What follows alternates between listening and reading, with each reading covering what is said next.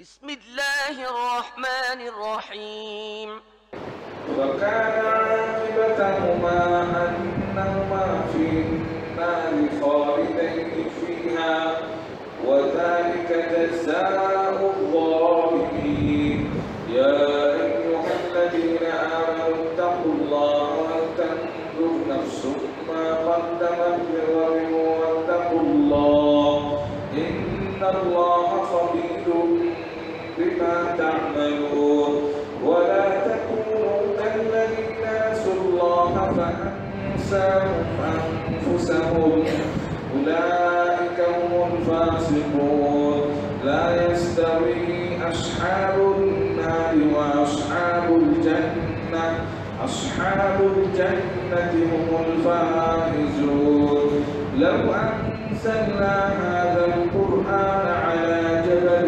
لرأيته خاشعا متصدعا من خشية الله وتلك الأمثال نضربها للناس لعلهم يتفكرون والله الذي لا إله إلا هو عالم الغيب والشهادة هو الرحمن الرحيم هو الله الذي لا إله إلا هو الملك القدوس السلام المؤمن المهيمن العزيز الجبار المتكبر سبحان الله عما يشركون والله الخالق البارئ المصور له الأسماء الحسنى يسبح له ما في السماوات والأرض وهو العزيز الحكيم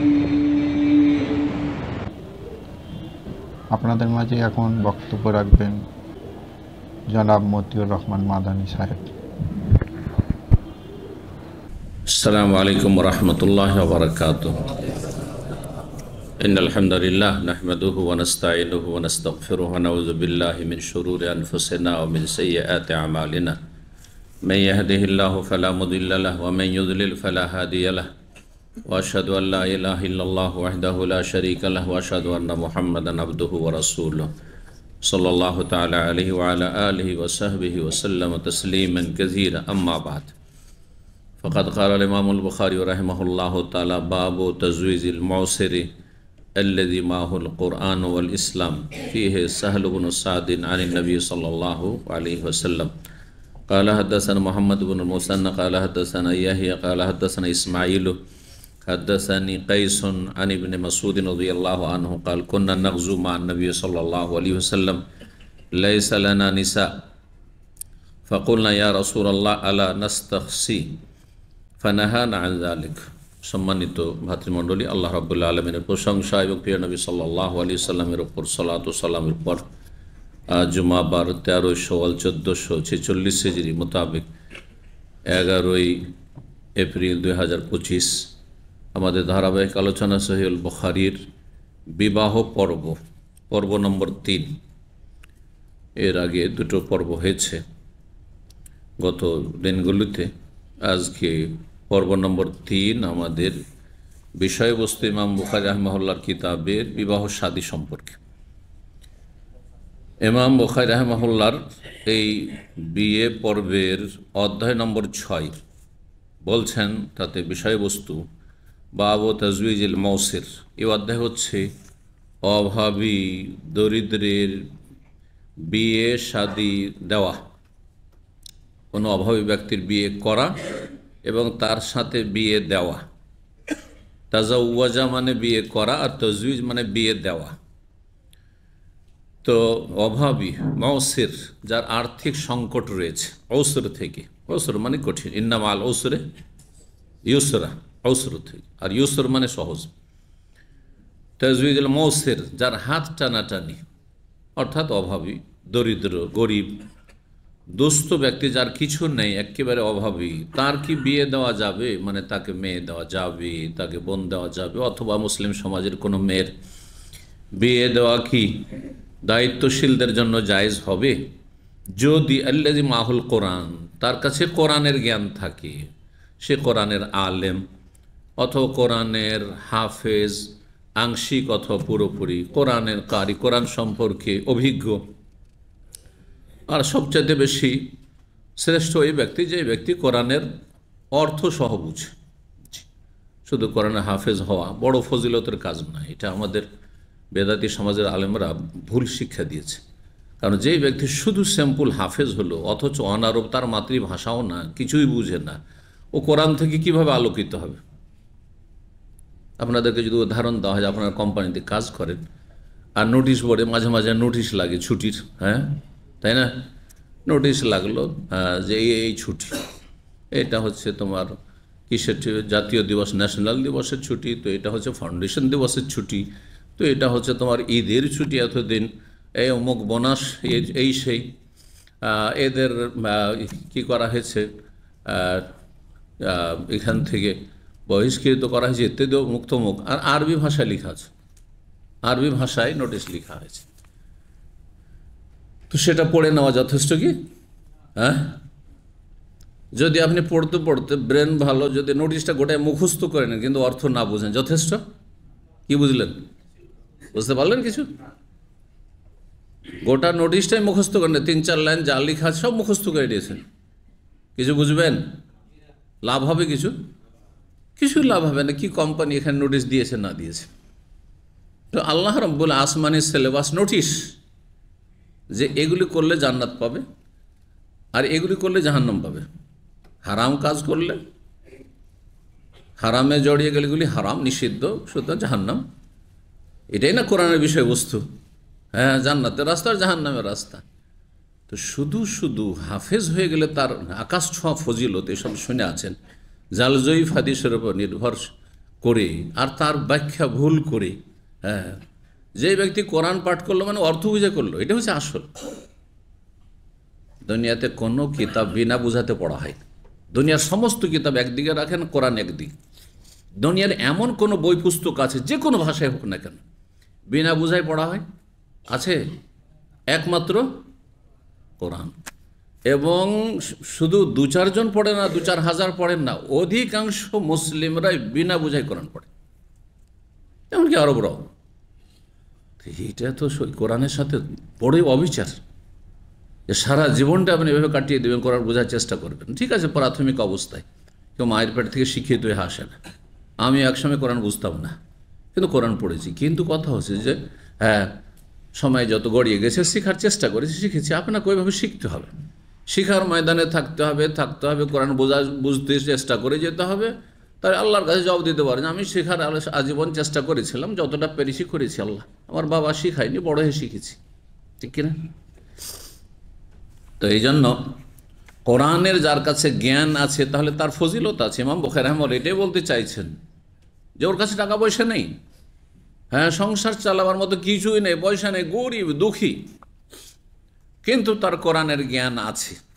সে মেয়েটিকে বিয়ে করলে নিয়ে এসে তাকে কোরআনের শিক্ষিতা করতে পারবে, হ্যাঁ, কোরআন মুখস্থ করিয়ে দিতে পারবে, কোরআন শুদ্ধ পড়িয়ে দিতে পারবে এবং কোরআনের আলেমা বানিয়ে দিতে পারবে, জ্ঞান দিতে পারবে। তাকে বিয়ে দেওয়া যাবে কিনা? অল ইসলাম, ইসলাম আছে, তার কোরআনের উদ্দেশ্য হয়েছে ইসলাম। হ্যাঁ, শুধু কোরআন পড়লো অমুসলিম, কোনো লাভ হবে না, কোনোদিন জান্নাত পাবে না যদি কোনো অমুসলিম কাফের ইসলামের গণ্ডিতে না এসে কোরআন শুধু সারা জীবন মুখস্থ করে নেয় আর কোরআনের তর্জমা করে। শুনেছেন যে এক বাঙালি, সে খ্রিস্টান, সে কোরআন তর্জমা করে, জান্নাত পাবে নাকি? কখনো পাবে না যদি কলমা না পড়ে। তো ইসলাম আছে আর কোরআন আছে, মুসলিম প্লাস কোরআনের জ্ঞান আছে, আলেম অথবা কোরআনের যে কোনো রকমের আংশিক জ্ঞান আছে, হাফেজ, কারি, যেমনটা বললাম। তাহলে তাকে কি অভাবী হইলেও, দরিদ্র হইলেও মেয়ে দেওয়া যাবে বা বিয়ে দেওয়া যাবে? সমাজের লোক বিয়ে দিতে পারে, কিন্তু সেই ব্যক্তি যেন হ্যাঁ আল্লাহর উপর ভরসাকারী হয়। সে ভিক্ষুক না সেজে যায়, যে বিয়ে করার পর স্বামী স্ত্রী দুইজনেই হ্যাঁ ভিক্ষার ঝোলা নিয়ে রাস্তায় বেরিয়ে গেল ভিক্ষা করতে। এইরকম আলেম হাফেজকে বিয়ে দেওয়া যাবে। যেই ব্যক্তি হ্যাঁ যে কোনোভাবে রুজি রোজগার করবে, দিন মজুর করে হলেও চালাবে, সংসার চালাবে, সর্বাত্মক চেষ্টা করবে। আর চেষ্টা করলে আল্লাহ রিজিক সবারই রেখেছেন, যাকে পাঠিয়েছেন রিজিক রেখেছেন। রিজিক হয় না কেন? চেষ্টা করে না, সেই জন্য। হরকত করলে অবশ্যই বরকত হবে, কে বললে হবে না? কারো কম হবে, কারো বেশি হবে, কিন্তু হবে। জি। তো এক কথায় ইমাম বুখারী প্রমাণ করতে চাইছেন যে একজন মানুষ ইসলামের দ্বারা সম্মানিত, কোরআনের জ্ঞানের দ্বারা সম্মানিত, সুতরাং পয়সা না থাকলেও, সংসার চালানোর মতো তার আর্থিক অবস্থা না থাকলেও তাকে বিয়ে দিতে পারেন, মেয়ে দিতে পারেন। দেওয়া জরুরি নেই। কেন অনেকে বলে যে গরিবকে কেন বিয়ে দেন, জরুরি না। যে কোনো মানুষের মাসলা আপন যায় জানতো, জায়েজ একটি কাজ। হ্যাঁ, আর আরেকটা হচ্ছে ওয়াজিব কাজ। ওয়াজিব করতেই হবে, আপনাকে আমাকে সবাই করতে হবে। আর যেগুলো মুস্তাহাব কাজ, হ্যাঁ ধার্মিক বড়ই ভালো, সব কিছু ভালো, কিন্তু একেবারে অভাবী, আপনার জন্য আমার জন্য জরুরি নয় যে ওকেই বিয়ে দিতে হবে, মেয়ে দিতে, বোন দিতে হবে, তবে দিতে পারেন। আল্লাহ আপনার ইমানি এখানে যদি দেন, তো আল্লাহ রাব্বুল সুধারণা যদি রাখেন যে আল্লাহ অভাব মুক্ত করে দেবেন, তাহলে করে দেবেন। 5071 নম্বর হাদিস। আর তার আগে যে হাদিসটি এখানে নিয়ে এসছেন পুরোপুরি সনদের সাথে, তার স্পষ্ট এই বিষয়ের সাথে সম্পর্ক নেই, আর একটি বিষয় তাতে রয়েছে। কিন্তু তার আগে যে হাদিসটি বিনা সনদে সংক্ষেপে নিয়েছেন, ফিহে মানে এই বিষয়ে, সাহাল ইবনে সাদ রাদিয়াল্লাহু তাআলা আনসারী তিনি একটি হাদিস বর্ণনা করেছেন, নবী সাল্লাল্লাহু আলাইহি ওয়াসাল্লাম, প্রসিদ্ধ হাদিস সামনেও আসবে। সেই হাদিসটি শুধু স্মরণ করি সংক্ষেপে, যেহেতু সামনে বিস্তারিত আসবে। একজন মহিলা নবী সাল্লাল্লাহু মজলিসে বসে আছেন, যেমন আমরা এখানে বসে আছি, দিনের কথা হচ্ছে। এসে দাঁড়িয়ে গেলেন মহিলা সেকশন থেকে বা মহিলাদের মাঝ থেকে, আর বললেন যে ওয়াহাবতু নাফসি লাকা ইয়া রাসূলুল্লাহ, ইয়া রাসূলুল্লাহ, আমি নিজেকে আপনার জন্য উৎসর্গ করলাম। মানে হ্যাঁ, নবী সাল্লাল্লাহু আলাইহি ওয়াসাল্লামের জন্য এটি বিনা মোহরে খাস ছিল, আপনার আমার জন্য বিনা মোহরে জায়েজ নয়। পার্থক্য এখানে রয়েছে নবীর সাথে আমাদের সাল্লাল্লাহু আলাইহি ওয়াসাল্লাম। কিন্তু ফিতনার আশঙ্কা যদি না থাকে, তো কোনো মেয়ে ফিতনা মুক্ত হয়ে এবং সেই ছেলেও ফিতনা মুক্ত হয়ে বলতে পারে যে আমি তোমাকে বিয়ে করতে চাই, জায়েজ। কিন্তু সেটা যদি আবার লাইন ঘাটের একটা চোরা রাস্তা হয়ে যায়, তখন হারাম। বোঝা গেছে না? এই জন্য সরাসরি তার টেলিফোন নাম্বার রাখা যাবে না, যোগাযোগ নাম্বার রাখা যাবে না, বলে দিল মজলিসের কথা হয়ে গেল সবার সামনে। এখানে ফিতনার কোনো আশঙ্কা নেই, বুঝছেন না? বা পরিবারের সামনে এইরকমই কোনো ছেলেও বলতে পারে পছন্দ হলে, যদিও নিরাপদ ফিতনামুক্ত পথ হচ্ছে যে সদর দরওয়াজা দিয়ে আসবে। সেটা হচ্ছে মেয়ের বাবাকে বলবে, মেয়ের ভাইকে বলবে যে আপনার মেয়েকে বিয়ে করতে চাই, হ্যাঁ প্রস্তাব দিচ্ছে, আপনার বোনকে প্রস্তাব দিচ্ছে, দেখেন, চিন্তা ভাবনা করেন, বুঝতে খারাপ। কিন্তু কেউ যদি সরাসরি হ্যাঁ কোনো মহিলা কোনো মেয়েকে বলে, হ্যাঁ কুমারী হোক অথবা হ্যাঁ তালাকপ্রাপ্ত বিধবা হোক, যে আমি তোমাকে বিয়ে করতে ইচ্ছুক, তোমার ইচ্ছা, জায়েজ না? না জায়েজ, আপন জায়গায় মাসলা জায়েজ। কিন্তু সেটা যদি একটা চোরা রাস্তা হয়ে যায়, সেখান থেকে তখন কানেকশন হয়ে গেল, তাহলে তখন আরাম শুরু হয়ে গেল। এবার বোঝা গেছে? মোত্তাখেজাত আখদান, গোপন প্রেম করবেন, আল্লাহ কোরআনে হারাম করেছে স্পষ্ট হয়েছে। দুই জায়গায় দুটো আয়াত রয়েছে, পুরুষের ক্ষেত্রেও নারীর ক্ষেত্রে। গোপন সম্পর্ক, হ্যাঁ স্ত্রী ছাড়া, হ্যাঁ যৌন সম্পর্কে আলাপ আলোচনা কোনো বেগানা পুরুষের সাথে, কোনো বেগানা মহিলার সাথে চলবে না, হারাম আল্লাহ করেছে। বিয়ে করে নাও, তারপরে সব করো। তো নবী সাল্লাল্লাহু আলাইহি ওয়াসাল্লাম দেখলেন আপদমস্তক উপর থেকে নিচ পর্যন্ত। দেখার পরে নবী সাল্লাল্লাহু আলাইহি ওয়াসাল্লামের ইচ্ছা হইল না বিয়ে করতে। তখন দৃষ্টি নিচু করে নিলেন, আর সেদিকে তাকালেন না। মহিলাটি বুঝে গেল, তারপরে মহিলা গিয়ে বসে গেল। তখন একজন গরিব মানুষ, কিছুই নেই তার শরীরে, একটা লুঙ্গি শুধু আছে, আর কিছুই নেই, একটা গেঞ্জিও নাই, জামা নেই, কিছু নেই, শুধু এজার। বলছে মাইন্ডে ইল্লা এজার, একটাই যে লুঙ্গি পরে আছে এটাই আছে, খালি গায়ে। তাহলে সুবহানাল্লাহ, কত অভাব ছিল সাহাবায়ে কেরামদের। তারপরে তার মানসিক দিক থেকে আমাদের চাইতে, আপনাদের চাইতে অনেক সুখী ছিল। তারা এত পেট চিন্তা করতেন না যে এইটার ডিমান্ড ওইটার ডিমান্ড, না না, খেজুর হলে পানি হলে চলে গেল। নাস্তা, দুপুর, রাত 2-3টে খেজুর খেয়ে পানি খেয়েছি, হয়ে গেছে। থাকবেন আপনারা? এখন সবকে 3টা করে খেজুর আর পানি ধরিয়ে দিই, সব সন্তুষ্ট হয়ে যেতে পারবেন? এই জন্য শান্তি পাওয়া যায় না। সেটা এরকম মানসিক যদি প্রস্তুতি থাকে যে আমি যে কোনো পরিস্থিতি এরকম থাকতে পারবো, শুধু ভাত আমি খেয়ে থাকতে পারবো, লবণ ভাত, শুধু লবণ রুটি খেয়ে থাকতে পারবো যে কোনো পরিস্থিতিতে, তাহলে কোনো অশান্তি হবে না। আল্লাহ যেখানে রাখেন ওখানে সুখী হবেন। কিন্তু যখন ওপরে উঠে গেছে আর নিচে নামতে পারছেন, এটা হচ্ছে বড় অশান্তির কারণ। আজকাল অধিকাংশ মানুষের অশান্তির কারণ হচ্ছে এটি। তো কি বলছিলাম, একজন ওই সাহাবী বলছেন, জৌওয়াজিনি ইয়া রাসূলুল্লাহ ইন লাম তাকুন লাকা হাজা, যদি আপনার প্রয়োজন না থাকে, বিয়ে করতে না চান, তাহলে আমার সাথে বিয়ে দিয়ে দেন, আমার সাথে বিয়ে দিয়ে দেন। এই যে বিয়ে দিয়ে দেন বলেন, জি, নবী সাল্লাল্লাহু আলাইহি ওয়াসাল্লাম হচ্ছেন শাসক, আর সুলতান ওলিও মাল্লা ওয়ালিয়া, কারো যদি ওলি অভিভাবক না থাকে তো তার অভিভাবক হচ্ছে সরকার, শাসক বা শাসকের প্রতিনিধি, আদালত অথবা রেজিস্ট্রার কাজী। কিন্তু খেয়াল খুশি না, অভিভাবক থাকতে চলবে না। অভিভাবক আছে আর গোপনে পালিয়ে চলে গেল মেয়ে, হ্যাঁ, উধাও হয়ে গেল, আর কোর্ট ম্যারেজ করলো, হারাম এটি, এ বিয়ে হবে না, বাতিল যা হচ্ছে দেশে।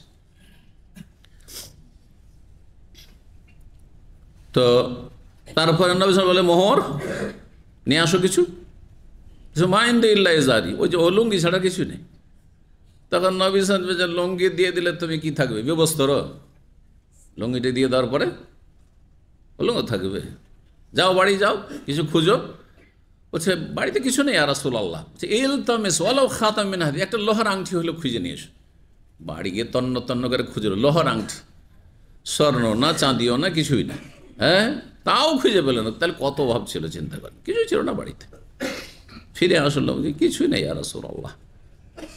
নবী সাল্লাল্লাহু দেখলেন যে এ তো আর বিয়ে করতেও পারছে না, যুবক ছেলে, আর বিয়ে করা যে কত নেশা হয়েছে। নবী সাল্লাল্লাহু সামনে মজলিস ভরা, মজলিস বলছে, আল্লাহ ইয়া রাসূলুল্লাহ আমার বিয়ে দিয়ে দেন।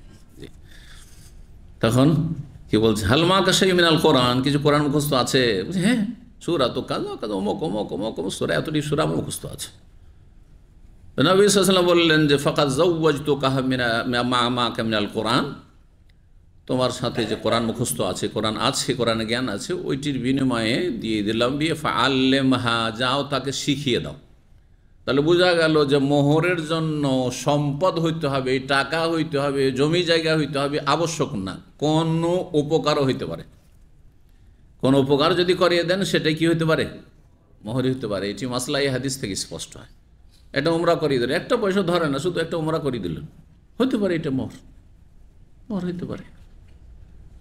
এক সাহাবী মহিলা বিয়ে করেছে, শুধু একটা স্যান্ডেল দিয়েছে ওর সামনে মোহরে। আজকাল কোনো মহিলা রাজি হবে? একটা জুতা স্যান্ডেল দিয়েছে, ব্যাস।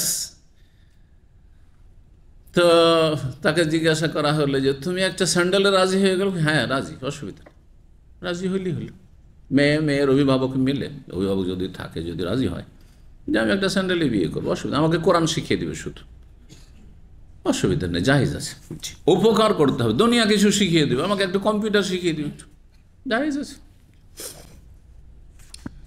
তো এই ছিল হাদিস। এক কথায় অভাবীর বিয়ে নবী সাল্লাল্লাহু আলাইহি ওয়াসাল্লাম কি করেছেন, দিয়েছেন। কিসের বিনিময়ে? ছিল সে মুসলিম আর ছিল সে কোরআনের জ্ঞানী।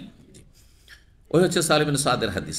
5071 নম্বর হাদিস। হাদিস ইবনে মাসউদ রাদিয়াল্লাহু তাআলা আনহু বলছেন, কুননা নাগজু মান নবী সাল্লাল্লাহু আলাইহি ওয়াসাল্লাম। ইবনে মাসউদ বলছেন, আমরা নবী সাল্লাল্লাহু আলাইহি ওয়াসাল্লামের সাথে যুদ্ধের ময়দানে থাকতাম, অনেক জিহাদ করেছি, বদর, উহুদ, খন্দক, খায়বার, তাবুক করেছি। লাইসা লানা নিসা, কিন্তু আমাদের স্ত্রী ছিল না, এত অভাব ছিল যে বিয়ের ক্ষমতা ছিল না প্রথম দিকে, বিশেষ করে লাইসা লানা, আমাদের বিবি ছিল না, স্ত্রী ছিল না। ফাকুলনা, তখন আমরা বললাম, ইয়া রাসূলুল্লাহ, হে আল্লাহ রসুল। বিভিন্ন দেশে মদিনার বাইরে যখন চলাফেরা করছেন তো কাফের সমাজে অতিক্রম করতে হচ্ছে, বিভিন্ন জায়গায় খোলামেলা হয়তো মহিলাও আছে, চোখে পড়ছে, তাহলে ফিতনার আশঙ্কা আছে একজন যুবকের জন্য। কেমন করে এই চোখের গুনাহ থেকে বাঁচবো, বিয়েও করতে পারছি না, বলে আলা নাস্তাখসি, ইয়া রাসূলুল্লাহ, আমরা কি খাসি হয়ে যাব না? খাসি হওয়া বুঝেন তো, যেমন আমরা পাঁঠাকে খাসি করি, ঠিক ওই রকম। তখনকার যুগে তার এরকম উন্নত মেডিকেল ছিল না যে বাচ্চা বন্ধ করে নেবে আবার স্থায়ীভাবে কোনো রকম, হ্যাঁ, অপারেশন করে বা কিছু করে বা মেডিসিন দিয়ে স্থায়ী বা কিছু। তখন কি করতো, খাসি করে নিত। মানুষ কি হয়ে যেত, খাসি হয়ে যেত, যার জনক্ষুদাই না থাকে, চাহিদাই না থাকে। তা আমরা কি খাসি হয়ে যাব না? যেহেতু বিয়েই যখন করতে পারছি না, তো গুনাহ থেকে বাঁচার জন্য স্থায়ীভাবে আমরা খাসি হয়ে যাব। নবী সাল্লাল্লাহু আলাইহি ওয়াসাল্লাম আমাদেরকে নিষেধ করলেন, তাহলে স্থায়ীভাবে ছেলে মেয়ে প্রজন্ম বন্ধ করে দেওয়া হারাম, জায়েজ নয়। এই হাদিসের আলোকে 2-3টা বাচ্চা নেওয়ার পরে বলছে আর নেব না, এটা জায়েজ নয়।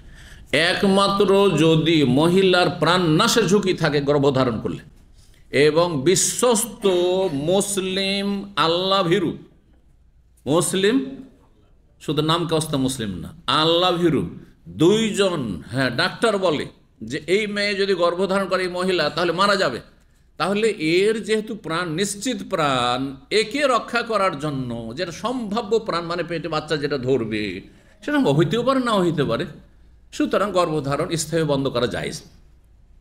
এবার বুঝতে পেরেছেন মশলা?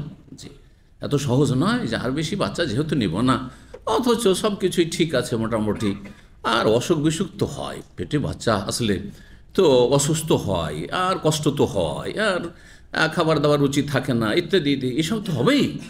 হ্যাঁ, কষ্ট করতে হবে, দুনিয়া কষ্টের জন্য। লাকাদ খালাকনাল ইনসানা ফি কাবাদ, দুনিয়া কষ্ট ছাড়া নয়, কষ্টের নাম দুনিয়া। জি, তো এই ছিল মাসলা। এগিয়ে যায় 7 নম্বর অধ্যায়, বলছেন বাবু কাউলির রাজুলি লি আখিহি। এই অধ্যায় হচ্ছে কোন ব্যক্তি যদি তার ভাইকে বলে অনজুর আইয়া যাওজাতাইয়া শিতা হাত্তা আনজিরা লাকা আনহা। কোন ব্যক্তির 2জন স্ত্রী আছে, 2জন স্ত্রী আছে, আর তার একজন বন্ধু বা নিজের ভাই, হ্যাঁ নিজের ভাই হোক, দিনী ভাই হোক, বন্ধু, এক কথা আখি মানে এখানে সাদি বন্ধু, তার স্ত্রী নেই, বিয়ে করতে পারছেন, আর বেচারা অভাবী মানুষ, হ্যাঁ মোহরের টাকা পয়সাও নেই, তো তার জন্য বিয়েকে সহজ করার জন্য একটা সহজ রাস্তা, যে তাকে টাকা পয়সা দিয়ে বিয়ে দিয়ে দিলেন, চলো তোমার মোহরটা আমি দিয়ে দিলাম, বড় সওয়াবের কাজ। একজনকে আপনি গুনাহ থেকে বাঁচাতে পারলেন, এটা খুব বড় সওয়াবের কাজ। এই বিষয়গুলি কিন্তু আজকাল আমাদের সমাজে আলোচনা হয় না। দান সাদকার কথা মসজিদ, মাদ্রাসা, আর অমুক আর তমুক, চান্দা সব হচ্ছে, কিন্তু সমাজের যুবকরা বিয়ে করতে পারছে না, হয়তো অনেক ধার্মিক অভাবী আছে, যার ফলে তাদের গুনাহ হয়ে যাচ্ছে। এই গুনাহ থেকে বাঁচানো যে ফরজ, সমাজের একটা ফরজ দায়িত্ব, ফরজে কিফায়া, এই ফরজ দায়িত্ব আদায় করছেন না, এই বিষয়ে কোনো আলাপ আলোচনা আলেম সমাজের নেই, আছে কোনো আলোচনা নেই। সৌদি আরবে বেশ কিছু সংস্থা আছে, সৌদি আরবে আপনাদের অবগতির জন্য বলছি, বেশ কিছু সংস্থা আছে, কারণ এই দেশে বিয়ে করাটা 4টে কথা না। এদেশে বিয়ে করলে আগে কি করতে হয়, কমপক্ষে 1 লাখ রিয়াল, হ্যাঁ, রেডি করতে হয়। এই দেশে ধার বাকির কারবার নাই, কিন্তু দেশের মতো ফাঁকিবাজি নাই এই দেশে বিয়ে শাদিতে।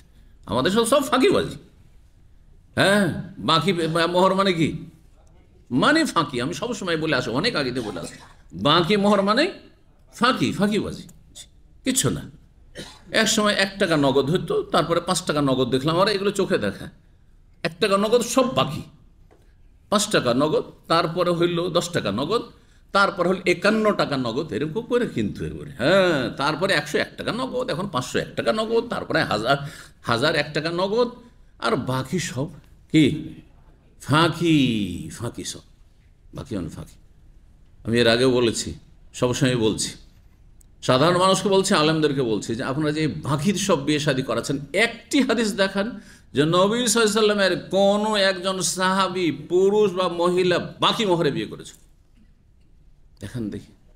শুধু আলেমদের এটি ইজতিহাদি বৈধতার ফতোয়া, যে মোহরটা হচ্ছে ঋণ, আর হ্যাঁ ঋণ বাকি রাখা যায়, হ্যাঁ নগদও কেনাকাটা করা যায়, হ্যাঁ এটা হচ্ছে আকদে নিকাহ, আকদে ব্যয়, ব্যবসা কেনা বেচা, যেমন ধার বাকি তো হয়, যে আপনি দোকানে ধার খাচ্ছেন অথবা নগদ, হ্যাঁ ক্যাশ দিয়ে খাচ্ছেন আপনি, যেমন হয় তেমনি বিয়ে শাদীতে মোহরটা নগদও হয় আর বাকি হয়। ইজতিহাদি ফতোয়া ছাড়া সাহাবায়ে কেরামরা কেউ বাকিতে বিয়ে করতেন, যে এত টাকা মোহর ধার্য হইল, আর তারপর যাতে করে হ্যাঁ মেয়েটার জীবনটা নিশ্চিত করা যায়, হ্যাঁ ভবিষ্যৎটাকে নিশ্চিত করা যায়, মেলা টাকা মোহর ধরতে হবে, আর তারপরে 4-10 টাকা দিল, বাকি থাকলো।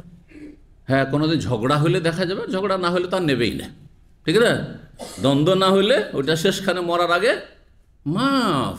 এই হচ্ছে আমাদের দেশীয় বিয়ে, এইখান থেকে বিয়েতে গলদ শুরু হয়, হ্যাঁ ইসলাম বিরোধী বিয়ে শুরু হয়, মোহর দেওয়াই হয় না, ধার নিয়ে দেবেন আমার কাছে বা আপনার কাছে আমি ধার নিয়ে নেব 10,000 20,000 রিয়াল, আর তারপরে বলে থাকলো। হ্যাঁ, আপনিও চাইবেন না, আমিও দেব না, কারণ আমার সাথে আপনার সুসম্পর্ক আছে। আর তারপরে দুজনের একজনের মরার আগে মাফ চেয়ে নেবেন না, বা মাফ চেয়ে নেব, চলবে? করবেন আপনারা? তাহলে স্বামী স্ত্রীতে কেন করবেন এটা? হ্যাঁ, ঝগড়া হলে তখন বোঝা যায় কেমন মাফ করে। মোটেই জায়েজ না এটা, এসব বিয়ে নয় আমাদের দেশের, ভুল বিয়ে এগুলো। জি, তো আসল মশলায় ফিরে আসি। যদি কারো কাছে দুটো স্ত্রী আছে, একটা যথেষ্ট গুনাহ থেকে বাঁচার জন্য, আর একজন বিয়ে করতে পারছে না, তার ভাই বন্ধু, তো সে যদি অফার করে যে আমার দুটো স্ত্রী তো জরুরি নাই, হ্যাঁ, একটা স্ত্রীকে তালাক দিয়ে দিচ্ছি, আর তারপরে যে তুমি চয়েস করো, পছন্দ করো, যেটা পছন্দ হয় তোমার বলো, ছোটটা হোক আর বড়টা হোক, তালাক দিয়ে দিচ্ছি, আর তারপরে তুমি শরীয়ত সম্মত বিয়ে করে না, ইদ্যত পার হইতে হবে, ইদ্যত পার হওয়ার পরে তুমি ওকে বিয়ে করে না, তুমি গুনাহ থেকে বাঁচো। আমি একটি স্ত্রী দ্বারা গুনাহ থেকে বাঁচলাম, তুমি আর একটি স্ত্রী দ্বারা গুনাহ থেকে বাঁচলে, আর অল্প স্বল্প মোহর দিলে হবে, কারণ ও তো আমার কাছে মোহর পেয়েছে, আর তারপরে তুমি বিয়ে করো, তাহলে বেশি আর মোহর লাগছে না। কিন্তু নতুন করে একটা কুমারী মেয়েকে বিয়ে করতে গেলে বেশি মোহরের প্রয়োজন হইত। জি, এইরকম যদি অফার করে তো শরীয়তের দৃষ্টিতে জায়েজ কি না? যেহেতু এই মর্মে হাদিস রয়েছে আব্দুর রহমান বিন আওফ রাদিয়াল্লাহু তাআলা আনহুর ঘটনা, তার বন্ধু সাদ বিন রবির সাথে, তো জায়েজ আছে। কিন্তু আজকাল মেয়েদের সংখ্যা এত বেশি যে প্রয়োজনই নেই। মেয়েদের সংখ্যার অভাব থাকে তো সেটা ভিন্ন বিষয়, তাই না? আজকে এমনি তো মেয়ে পাওয়া যাচ্ছে, কুমারী, 60 বছরের মানুষ তো কুমারী বিয়ে করতে পারছো, হ্যাঁ, আর তালাক প্রাপ্ত আর বিধবাকে তো বিয়েই করতে চাইছে সে না। আজকাল বহু বিবাহ তো অপরাধ হয়ে গেছে, আর অপরাধ হওয়ার বিভিন্ন কারণের মধ্যে একটা তো ইসলামের শত্রু মিডিয়া, হ্যাঁ, অপপ্রচার, আর তারপর অধিকাংশ বহু বিবাহকারী যারা একাধিক বিয়ে করছে তাদের অবিচার, অপপ্রচার আর কি অবিচার, এগুলিকে বদনাম, এগুলিতে কি করেছে, বদনাম করে দিয়ে বহু বিবাহকে।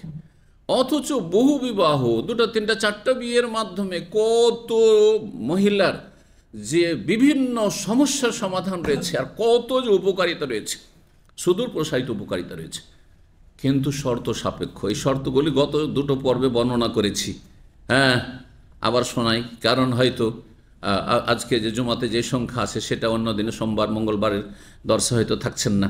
বলেন দেখি যারা ছিলেন, কয়টি শর্ত একাধিক বিয়ে করার জন্য? কয়টি শর্ত? কি কি? মাশাআল্লাহ, ঈমানী শক্তি, শারীরিক শক্তি, আর্থিক শক্তি, 3টে শক্তি যদি থাকে আপনার মাঝে, তাহলে 2টো করেন, 3টা করেন, 4টা করেন। 3টির একটি শক্তি যদি না থাকে তো করিয়েন না। শান্তি, বিয়ে 2টো, একটার জায়গায় 2টো করা, 3টে করা, 4টা করার উদ্দেশ্যটা কি? বেশি শান্তি না? হ্যাঁ, বেশি একটু সম্ভব করবো, শান্তি পাবো। তো শান্তির জায়গায় যদি অশান্তি হয় তো করে লাভটা কি? আজকাল অধিকাংশ লোকের অশান্তি হয়ে যাচ্ছে, যার ফলে মুশকিল হয়ে যাচ্ছে। হ্যাঁ, বিভিন্ন কারণ আছে অশান্তির। এই 3টি শক্তি যদি থাকে তাহলে অশান্তি হবে না সাধারণত। ঈমানী শক্তি, অবিচার করবেন না তাহলে। আর্থিক শক্তি, তাহলে আপনি ঠিকভাবে সবার ভরণ পোষণ সুন্দরভাবে বাড়িঘর আলাদা আলাদা দিতে পারবেন। একই ঘরে রাখবেন, একই উঠানে 2জন সতীর নামছে আর রাত দিন ঝগড়া করছে, এটা হবে না। আলাদা আলাদা বাড়ি আছে, মেজাজ ঠান্ডা আছে, কেউ চোখের সামনে দেখছে না যে আমার স্বামীকে নিয়ে ওই সতীন কি করছে না করছে, তাই না? চোখের আড়ালে আছে। আর শারীরিক শক্তি আছে, যাতে গুনাহ থেকে বাঁচিয়ে দেওয়া, 2টো স্ত্রীকে 3টে স্ত্রী গিয়ে। এখন একটার হক আদায় করতে পারেন না আপনি, একটার কাছে সপ্তাহে 1 দিন যাওয়ার ক্ষমতা হয় না, আর যদি আপনি 2টো 3টে 4টে বিয়ে করেন তা আপনার জন্য উচিত হবে? এ মেয়েগুলো তখন কি করবে? চোরামি করবে, হ্যাঁ, গুনাহে লিপ্ত হবে, হবে না?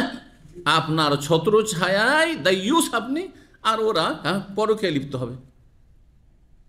বিষয়গুলি বোঝার চেষ্টা করে, আল্লাহ যেন তৌফিক দান করেন, ভালো মানুষদেরকে আল্লাহ তৌফিক দান করেন। আর যাদের এই 3টি শক্তিতে দুর্বলতা আছে তাদেরকে আল্লাহ এই অন্যায়গুলি থেকে বেঁচে থাকা, তখন বিয়ে করা অন্যায়, বহু বিবাহ অন্যায়, গুনাহ থেকে বেঁচে থাকার তৌফিক দান করে। কারণ এই বহু বিবাহর কারণে জাহান্নামেও যেতে হইতে পারে। জালেম জুলুম করেছেন, হক আদায় করেননি, আপনার ছত্র ছায় আপনি দায়ুস হয়েছেন, আর বসে পরকীয়ায় লিপ্ত হয়েছে, জেনায় লিপ্ত হয়েছে, হ্যাঁ, অন্যের সাথে প্রেম করেছে, আর ঢাকা পড়েছে, গর্ভধারণ করলো আপনার নামে চলে যাচ্ছে, গর্ভধারণ অন্য জায়গা থেকে করেছে, নাউযুবিল্লাহ মিন যালিক, সব গুনাহগুলো উঠাতে হবে না, জাহান্নামে যেতে হবে না? 5072 নম্বর হাদিস। তার আগে একটি হাদিস দেখে ইঙ্গিত করেছে বিনা সনদে, রাওয়াহু আব্দুর রহমান বিন আউফিন। এই হাদিসটি বিস্তারিত বর্ণনা করেছেন আব্দুর রহমান বিন আউফ, প্রখ্যাত সাহাবী এবং আশরা মুবাশশারা 10 জন জান্নাতের সুসংবাদ প্রাপ্ত সাহাবায়ে কেরামদের অন্যতম। হাদিস বর্ণনা করছেন আনাস রাদিয়াল্লাহু তাআলা আনহু, বলছেন কাদেমা আব্দুর রহমান বিন আউফিন, নবী সাল্লাল্লাহু আলাইহি ওয়াসাল্লাম যখন হিজরত করে আসলেন সেই সময় সাহাবায়ে কেরাম আগে পরে সব হিজরত করলেন। অল্প কিছু সাহাবায়ে কেরাম আগে চলে এসেছিলেন, নবী সাল্লাল্লাহু আলাইহি ওয়াসাল্লামের সাথে এসেছেন। নবী সাল্লাল্লাহু আলাইহি ওয়াসাল্লামের পরে হিজরত শুরু হয়ে যায় সাহাবায়ে কেরামদের, যারা মক্কায় ছিলেন। আব্দুর রহমান বিন আউফ যেহেতু মুহাজির ছিলেন, মক্কার লোক ছিলেন, তিনি আসলেন কোথায় আসলেন? মদিনায় হিজরত করে আসলেন। ফাআখান নবী সাল্লাল্লাহু আলাইহি ওয়াসাল্লাম বাইনাহু বাইনা সাদ ইবনে রবিল আনসারী, নবী সাল্লাল্লাহু ভ্রাতৃত্ব বন্ধন স্থাপন করে দিলেন তার মাঝে এবং সাদ ইবনে রবি আনসারী রাদিয়াল্লাহু তাআলা আনহু মাঝে। তাহলে আনসারীর নাম হচ্ছে সাদ ইবনে রবি আর মুহাজিরের নাম হচ্ছে আব্দুর রহমান বিন আউফ। দোস্তি আমাদের দেশে একসময় ছোটকালে ছিল, এখন কমে গেছে, তাই না? এখনকার দোস্তি কিসের জানেন? পয়সার দোস্তি, গদির দোস্তি। হ্যাঁ, পার্টি ঠিক আছে, দোস্তি আছে, পার্টি থেকে বেরিয়ে গেলেও হ্যাঁ ইহুদি নাসারার চাইতে বড় শত্রু, তাই না? আর পার্টি না করলেও কেউ না, আপনার সংগঠন দল না করলেও আপনার কেউ না, আপনার সংগঠন হলে আপনার সাংগঠনিক ভাই, আর যদি আপনার সংগঠনে নিরপেক্ষ থাকে বলছেন না তুই দূরের ভাই, সতার ভাই, সৎ ভাই, ঠিক না? এ হলো অবস্থা। তো নবী সাল্লাল্লাহু আলাইহি ওয়াসাল্লাম ভ্রাতৃত্ব বন্ধন কায়েম করে দিলেন। দোস্তি ঠিক আছে, মুমিন মুসলিম সবাই ভাই ভাই, কিন্তু মুহাজির তার বাড়ি নেই, ঘর নেই, খাবার নেই, কিছুই নেই, তো অন্তত তাতে একটা লজিংয়ের ব্যবস্থা করতে হবে, খাওয়া দাওয়া একটু নিশ্চিত করতে হবে যে কিছু হ্যাঁ খেয়ে দিয়ে থাকবে, বাঁচবে, ইবাদত করবে, দিনের কাজ করবে। তো একজন আনসারি, একজন মুহাজির, এই দুইজনের মাঝে দোস্তি পাতিয়ে দিলেন। আমরা আমাদের দেশীয় ভাষায় কি বলতাম? হ্যাঁ, দোস্তি লাগানো, বন্ধুত্ব লাগানো বা দোস্তি পাতানো। কোনটা বলেন আপনারা? যারা মুরব্বী আগের যুগের আছে তারা বলতে পারবে এগুলো কি পাতানো না? জি, দোস্তি পাতানো। আর দোষ করে আমাদের দেশে এমন ছিল যে সারা জীবন এই লুঙ্গি দিচ্ছে, ও লুঙ্গি দিচ্ছে, সে লুঙ্গির যুগ ছিল তখন কিন্তু বাঙালি সমাজে। আর ঈদ পরব আসলে লুঙ্গি দেওয়া দেয়, তারপর ডাকাডাকি, দাওয়াত খাওয়া খাই, বিয়ে সাইতে দোস্ত ছাড়া বিয়ে হবে না, ওই বিয়ে করতে যাবে তো দোস্ত ডানে বামে বসবে, বউ দেখতে যাবে, নাউজুবিল্লাহ, ওটাও কি হ্যাঁ, দোস্ত ছাড়া বউ দেখা হবে না। দোস্ত যদি পছন্দ করে তখন ওর পছন্দ যে হ্যাঁ মেয়েটি আমার পছন্দ। তো এই দোস্তিতে জায়েজ ও ভালো কাজও ছিল আর না জায়েজ অনেক ছিল। জি, তো সাদ ইবনে রবির সাথে আব্দুর রহমান আউফের নবী সাল্লাল্লাহু আলাইহি ওয়াসাল্লাম দোস্তি পাতিয়ে দিলেন, আখা মুআখাত, ভ্রাতৃত্ব বন্ধন। ওয়াইন্দাল আনসারি ইমরাতান, এই আনসারির কাছে, সাদ ইবনে রবির কাছে 2 স্ত্রী ছিল। সাহাবায়ে কেরামদের অধিকাংশ সাহাবী একাধিক বিয়ে করতেন, এটা ইসলাম।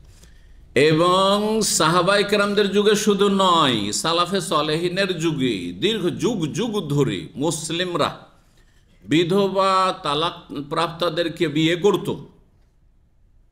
একমাত্র ভারত উপমহাদেশে, ভারত, বাংলাদেশ, পাকিস্তান, এইগুলোতে হিন্দুদের পাশাপাশি বসবাসের কারণে বিধবাকে অথবা তালাক প্রাপ্তাকে অশুভ মনে করা হচ্ছে, ছুত মনে করা হচ্ছে, বুঝছেন না? এই জন্য আমাদের দেশে হিন্দুয়ানি কথা আছে, যখন ঝগড়া লাগে, কোনো বিধবার সাথে যদি ঝগড়া লাগে, কথা কাটাকাটি হয়, তুই অমুককে খেয়েছিস, হ্যাঁ বলে না? হ্যাঁ, স্বামীকে আমাদের অঞ্চলে ভাতার বলে, বুঝলেন? মানে ও ভাত দিচ্ছে সেই জন্য। এ ভাষাটা শুনেছেন কোনোদিন? শুনেছেন, মাশাআল্লাহ। তাহলে তুই তোর ভাতারকে খেয়েছিস, নাউজুবিল্লাহ, এগুলো গ্রামের ঝগড়া, নোংরামি।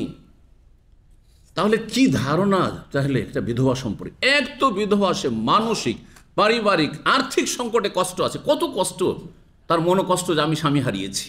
আর তারপর এই কথাগুলি যদি শুনতে হয় আত্মীয় স্বজন থেকে, পরিবার পরিজন থেকে, গ্রামবাসী থেকে, তাহলে কত কষ্ট তার হইতে পারে।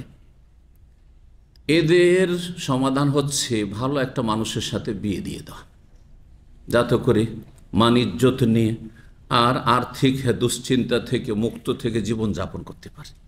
তালাক প্রাপ্তা কত নির্যাতনের শিকার হয়ে, মানসিক শারীরিক নির্যাতনের শিকার হয়েছে ওই জালেম স্বামীর কাছে হয়তো, অথবা যে কোনো কিছু হোক না কেন, যখন তার সাথে অন্তর মিলেনি, যার ফলে সেখান থেকে বিদায় হয়ে আসতে হয়েছে, কষ্ট তো অবশ্যই হয়েছে তার। এই জন্য সূরা তালাকে বারবার করে আল্লাহ বলেছেন তাকওয়ার কথা। এসব তালাকের বিষয় যেখানে এসছে বারবার করে তাকওয়ার কথা আল্লাহ বলেছেন, এবং আশ্বস্ত করেছেন যে ওয়াজআল্লাহু মিন আমরিহি ইউসরা, বিষয়টিকে আল্লাহ সহজ করে দেবেন। তারপরে লা তাদরি লাল্লাহ ইউহদিসু বাদা যালিকা, তুমি কি জানো, হতে পারে তোমার এই স্বামীর পরে আল্লাহ তোমার ভাগ্যকে চমকিয়ে দেবেন। সুবহানাল্লাহ, এই কথাগুলি কেন আছে? কোরআনকে গভীরভাবে পড়ে দেখেন, যেখানে যে এরকম পরিস্থিতি, ওখানে একজন তালাক প্রাপ্তা, একজন বিধবা, সে কত যে দুশ্চিন্তায় থাকে যে আর কোনো ভালো স্বামী হইতে পাবো না, আর সুখ শান্তি হয়তো জীবনে পাবো না। প্রথমখানে ধাক্কা খেয়ে গেলাম, তখন আল্লাহ রাব্বুল আলামিন ওমান ইয়াত্তাকিল্লাহ ইয়াজআল লাহু মাখরাজা, আল্লাহকে ভয় করো, তুমি তাকওয়া অর্জন করো, আল্লাহ তোমার রাস্তা অবশ্যই বের করে দেবেন, প্রশস্ত করে দেবেন। জি, ওয়ারযুকুহু মিন হাইসু লা ইয়াহতাসিব, কল্পনা করনি এমন জায়গা থেকে আল্লাহ রিজিক দেবেন, এত সুখে রাখবেন কল্পনা করনি। দ্বিতীয় বিয়ের পরে, তৃতীয় বিয়ের পরে, দ্বিতীয় ঘরে, তৃতীয় ঘরে। তাহলে মুসলিমরা এই হিন্দুদের মতো বিধবাকে, তালাক প্রাপ্তাকে খারাপ মনে করবে, তুচ্ছ নজরে দেখবে, এটা হতেই পারে না। এই চিন্তাতে ফিরে আসতে হবে। এটার জন্য বহু বিবাহের রাস্তা এটা বড়ই ফলপ্রসূ, কিন্তু যেমনটা বললাম শর্ত সাপেক্ষ। তো দুই স্ত্রী ছিল এর কাছে, সাদ বিন রাবির কাছে। ফারাজা আলাইহি, আব্দুর রহমানের সামনে তিনি পেশ করলেন, অফার করলেন। আরজ, আজকালকার অফার কি আরবিতে কি বলছে? আরজ বলছে, কিন্তু ওই যে আরাজা, অফার করলেন আইয়ুনাসিফা আহলাহু, যে আমি আমার পরিবারকে ভাগাভাগি করে নিই। নিস মানে অর্ধেক, ইউনাসিফা মানে 50-50, দুটো স্ত্রী আছে, একটা তোমাকে দিয়ে দিই। কেন এমনি দেওয়া যাবে? রাত কাটানোর জন্য? মোটেই না। তালাক দেব, তাহলে আমার সাথে আর সম্পর্ক থাকবে না। তালাক দেওয়ার পরেও ইদ্যত পর্যন্ত আগের স্বামীর সাথে সম্পর্ক থাকে, সুতরাং ইদ্যত পার করতে হবে, তারপরে আর আমার সাথে কোনো সম্পর্ক ওর নাই, সে বেগানা হয়ে গেছে, তখন তোমার জন্য বিয়ে করা যায়, যেমন অন্যের জন্য যায়, তখন তুমি বিয়ে করে না। তো বলছেন যে পরিবার এবং মালাহু, এমনকি ধন সম্পদকে ভাগাভাগি করে নেব। আমার বাগান আছে, বাগানের অর্ধেক তোমার, অর্ধেক আমার। সুবহানাল্লাহ, এইরকম অফার। এইভাবে আনসারীগণ মদিনায় অফার করেছেন, কোরবানি করেছেন, ত্যাগ স্বীকার করেছেন সাহাবায়ে কেরাম মুহাজিরিনদের জন্য। এমনিতে আল্লাহ তাদের প্রশংসা করেননি সূরা হাশরে, আল্লাহ স্পেশাল তাদের সম্পর্কে আয়াত নাজিল করেছেন। ফাকালা, তখন আব্দুর রহমান বলেন, হ্যাঁ, আব্দুর রহমান কি সুযোগের সন্ধানী ছিলেন, ওঁত পেতেছিলেন যে এইরকম অফার আসলে ছাড়াছাড়ি নেই নাকি? আজকাল দোকানপাটে যখন অফার আসে, কি যে ভিড়ভাড়, ওই 2 টাকা বাঁচাবার জন্য। জি, ফাকালা বললেন বারাকাল্লাহু লাকা ফি আহলিকা ওয়া মালিকা, আপনি অফার করলেন, ভালো কথা, আপনার অন্তর ভালো, কিন্তু আমি চাই না। আল্লাহ আপনার পরিবার এবং আপনার ধন সম্পদে বরকত দান, আপনার জমি জায়গাও চাই না, খেজুর বাগানও চাই না, আর আপনার বিবিও চাই না। আপনি 2 স্ত্রী নিয়ে থাকেন, আর আপনার ধন সম্পদ বাগান আপনার কাছে থাকুক। দুল্লুনি আলা সুক, তবে আমি নতুন মানুষ, কিছুই চিনি না মদিনার, কোথায় কি আছে না আছে, আমাকে বাজারটা একটু দেখিয়ে দেন। দুল্লুনি মানে রাস্তা বাতলিয়ে দেন, দাল্লা ইয়াদুল্লু, দিক নির্দেশনা দেওয়া। আমাকে বাজার হাটের রাস্তা দেখিয়ে দেন, যে মদিনার হাট বাজার কোথায় আছে। আমরা মক্কার লোক, ব্যবসায়ী, যাবো বাজারে, আশা করি আল্লাহ রিজিক দেবেন। ফাতাস সুক, বাজারে আসলেন আব্দুর রহমান বিন আউফ, তাকে দেখিয়ে দিলেন অমুক জায়গায় বাজার আছে। ফারাবিহা শাইয়াম মিন আকিতিন ওয়া শাইয়াম মিন সামার, প্রথম দিনই লাভবান। মানুষের সৎ নিয়তের উপর আল্লাহ বরকত দেয়। ও যে এই যে অফারগুলো গ্রহণ করলেন না আব্দুর রহমান বিন আউফ, তা আল্লাহ প্রথম দিনই তার কি করেছেন, কোনো লস টস নেই, লাভ আল্লাহ, প্রথম দিন থেকে লাভ শুরু হয়ে গেছে। বলছে প্রথম দিন, হ্যাঁ, বেশ কিছুটা তিনি পনির এবং ঘির লাভ হাসিল করে আসলেন, মানে ব্যবসা বাণিজ্য করে কিছু ঘি নিয়ে আসলেন আর কিছু পনির নিয়ে আসলেন। ফরাহুন নবী বাদাই, কয়েকদিন ব্যবসা করা হয়েছে, তারপরেই তিনি বিয়ে বসে গেছেন আনসারী এক মহিলার সাথে। নবী সাল্লাল্লাহু আলাইহি ওয়াসাল্লাম কয়েকদিন পরে তাকে দেখছেন, ওয়ালাইহি ওয়াদারুন মিন সুফরা, যে তার শরীরে হলুদ রঙের কিছু লক্ষণ বা চিহ্ন রয়েছে, কাপড়ে একটু জাফরানের রং লেগে আছে, হলুদ জাফরানের রং লেগে আছে থেকে কেউ মনে করে যে না বিয়ের সময় ছেলেকে হলুদ মাখাইতে হবে, না এমন কথা নেই আসলে, এমন কথা নয়। আরবদের মাঝে জাফরানের ব্যবহার ছিল, আর জাফরান স্ত্রীরা তাদের সৌন্দর্য বাড়ার জন্য ব্যবহার করত। স্ত্রী যদি কোনো মেকআপ করে থাকে আর আপনি তার সাথে কাছাকাছি হন, তার গায়ে গা লাগে, তো আপনার কাপড়ে লাগতে পারে না? লাগতে পারে না? পারে না? ওইভাবে লেগেছিল। এই নয় যে হলুদ মাখতে হবে। আচ্ছা, হলুদ যদি নিজে একটু নিল আর মেখে নিল, ঠিক আছে, এতটা না হয়। কখন ওইটা, যেই যুগে এইসব ক্রিম ফ্রিম ছিল না, তখন হয়তো শরীরটাকে একটু উজ্জ্বল করার জন্য হলুদের প্রয়োজন ছিল। এখনও কি প্রয়োজন আছে নাকি? তারপরে যদি মনে করেন না হলুদের পরম্পরা চলে আসছে, একটু নিব, তো ছেলে একটু নিবে, নিজেই একটু গায়ে মেখে নেবে, হয়তো মেয়ে একটু নিবে, নিজেই মেখে নেবে। কিন্তু হলুদের অনুষ্ঠান এটা হিন্দুদের থেকে, তারপরে হলুদের শাড়ি কাপড় আলাদা, কি কি রঙের আছে ওগুলো আপনারা বেশি জানেন। এক সময় মনে হয় সাদা কাপড়ে হয়তো, এখন মনে হয় হলুদের জন্য হলুদ রঙের কাপড় শুরু হয়েছে নাকি? সুবহানাল্লাহ। সব এগুলো বিজাতি কাফেরদের তাহজিব সাকাফত, সংস্কৃতি সভ্যতা। আপনি কাফেরদের অনুকরণ করবেন আর বলবেন যে আল্লাহ আমাদেরকে কেন সম্মান দিচ্ছেন না, কেন আমরা ইহুদির কাছে মার খাচ্ছি, কেন হিন্দুর কাছে মার খাচ্ছি? খেতে হবে, তাদের গোলাম তো খাবেন না। মান তাশাব্বাহা বিকওমিন ফাহুয়া মিনহুম, যে জাতি যেই জাতির অনুসরণ করবে, সদৃশ্যতা অবলম্বন করবে, তাদের দলে সামিল হবে, তাদের মধ্যে গণ্য হবে। আর এই নাজায়েজ হাদ্দেস ওয়ালা হারাজ, এই নাজায়েজ যদি বলতে থাকেন, সময় শেষ হয়ে যাবে। বেগানা যুবক ছেলেরা, খালাতো ভাই, মামাতো ভাই, ফুফাতো ভাই, দোলা ভাই, সবাই এসে কি করছে? ওই যুবতী মেয়েটিকে, পাত্রীকে কি করছে? হলুদ মাখাচ্ছে। আর তারপরে ছেলেটাকে সবাই এসে হলুদ মাখাচ্ছে, যুবতীরা এসে হলুদ মাখাচ্ছে, নাউযুবিল্লাহ। আর শুধু তাই নয়, কাদা মাখামাখি চলছে, আছে না? নেই? চিন্তা, এরা মুসলমান? এগুলো কিসের ইসলাম? এগুলো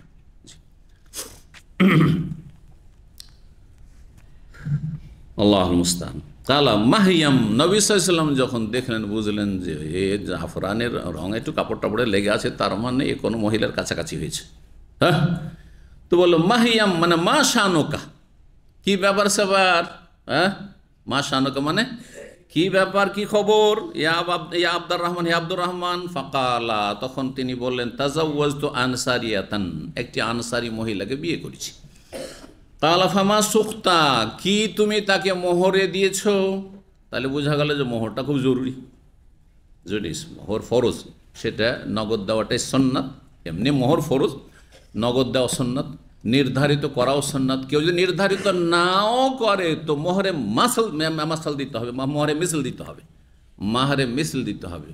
মাহরে মিসল মানে ধরেন একটা লোক বিয়ে করে না, যার মোহর বাঁধেনি, ধার্য করেনি, তো কত মোহর দেবে? দেবে যে ওর বোনের কত মোহর আছে, ওর পরিবার, ওই বংশে কত মোহর আছে, যেই সমাজে বিয়ে করে সেই সমাজে কতটা মোহরের প্রচলন আছে।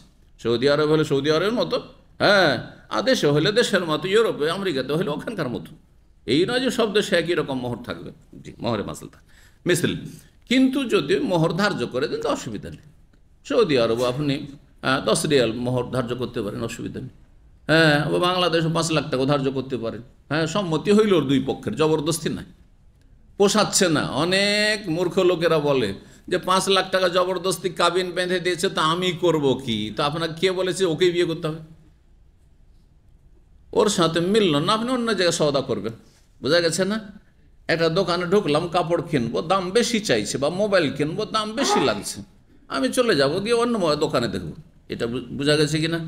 ঠিক ওই রকমই কোন একটা পরিবারে বিয়ের জন্য গেলেন, যাওয়ার পরে দেখেছি 5 লাখ টাকা মোহর, বাকি রাখেন কিন্তু 5 লাখ 10 লাখ, বলছে আমাদের পোষাইল না, চললাম অন্য জায়গায়, যেখানে দেখবো যে 50,000 আর নগদে, সেখানে করব।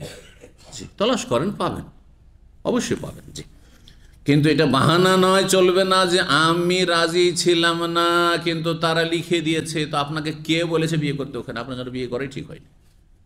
যেখানে মোহরে আপনি রাজি না, সম্মতি নেই আপনার, তো আপনি ওখানে কেন বিয়ে করবেন? আপনি যাইজ না আপনার জন্য ওখানে বিয়ে করেন। আল মুসলিমুন আলা শুরুতে, যে কন্ডিশনে আপনি সাইন করে দিয়েছেন ওটাই আপনার মোহর। রাজি না এখন বললে চলবে না, আপনি বুঝে সুঝে সাইন করেছেন, 5 লাখ টাকা মোহর লেখা আছে আর আমি ওটা সাইন করছি। কি দিয়েছো তুমি? কালা ওয়াজনা নাওয়াতি মিন যাহাব। জি, খেজুরের একটি বিচি পরিমাণ, আঁটি পরিমাণ স্বর্ণ। যাহাব মানে স্বর্ণ, আর নাওয়াতন মানে বিচি, আঁটি। একটা খেজুরের বিচি যতটা থাকে ততটা পরিমাণ ওজনের কি দিয়েছি? স্বর্ণ দিয়েছি। কালা রাসূল বললেন যে ওয়ালিমা, যে ওয়ালিমা তো করিনি, বলছে আউলেম ওয়ালাবে শাতিন, কমপক্ষে একটা ছাগলও যদি হয় তাহলে কি করো? ওলিমা করো। তাহলে এটা সর্বনিম্ন ওলিমা নাকি? সাধারণ অবস্থায়, আর্থিক অবস্থা যদি সাধারণ হয় তাহলে সর্বনিম্ন এটা, কিন্তু একেবারে গরিব যদি হয় তো এর চাইতে কমও হইতে পারে, খেজুর দিয়ে ওলিমা হইতে পারে। বোঝা গেছে? কারণ নবী সাল্লাল্লাহু আলাইহি ওয়াসাল্লাম সাহাবায়ে কেরামদের বিয়ে এমনও হয়েছে যে কয়েকটা খেজুর অথবা একটু পনির আছে, হ্যাঁ, আর আরও কিছু আছে, হয়তো ঘি আছে, এই সে আছে, রুটি, শুকনো রুটি আছে, চলো ওগুলোকে ভেঙে টেঙে ওইটি হয়ে গেল এর কি আপনার অলিমা, সেটা হইতে পারে। বুঝছেন না? অবস্থা বুঝে। তাহলে নবী সাল্লাল্লাহু আলাইহি ওয়াসাল্লাম এইখানে যে বলে কমপক্ষে একটা ছাগল, আব্দুর রহমান এবং তার মতো আর্থিক অবস্থা যাদের, মানে সাধারণ সমাজের মানুষ, বড় ধনীও না, পয়সাওয়ালা নয়, আর একেবারে পথের ফকিরও নয়, তাদের জন্য একটা ছাগল কমপক্ষে করো, আর তার চাইতে ভালো 2-3টে ছাগল করো, না হলে গরু করো, না হলে উট করো, অসুবিধা নেই। 10-20টা উট করেন, সচ্ছল মানুষ, কোনো অসুবিধা নেই। এর আগে বলেছি একবার মনে হয়, শেখ আইয়ুব রাহিমাহুল্লাহ তাআলা, তিনি বাংলা ভাষা জানতেন, উর্দু ভাষা জানতেন, যেহেতু তিনি বার্মার আরাকানের মানুষ ছিলেন এবং আমাদের সরাসরি ওস্তাদ না হইলেও আমাদের যুগে মদিনা ইউনিভার্সিটি তিনি ওস্তাদ, দাওয়া ফ্যাকাল্টি ছিলেন, আমরা হাদিসে ছিলাম। তো ওনার সাথে মাঝে মাঝে দেখা হইতো। তো আমরা যারা ইন্ডিয়া বাংলাদেশের, তাদের সাথে উনি বাংলা খুব ভালো বলতে পারতেন। বাংলা আবার ওই কক্সবাজারের বাংলা, মানে ওই আমরা ইয়ের বাংলা বল, যেটা বরমাইয়া বাংলা, মক্কাই যেটা চলে, তো ওটা বাংলা তো বিগৃহীত বাংলা, তাই না? তা উর্দু আমরা বুঝবো না, যেন উর্দু বলতেন উনি, যেহেতু করাচিতে বাল্য জীবনে ছিলেন। জুলমের শিকার হয়ে বার্মার লোকেরা প্রথম আশ্রয় নেয় বাদশাহ ফয়সাল রাহিমাহুল্লাহর যুগে করাচিতে, হ্যাঁ, পাকিস্তান তখন অখণ্ড পাকিস্তান, 71-এর আগে, পূর্ব পাকিস্তান, পশ্চিম পাকিস্তান।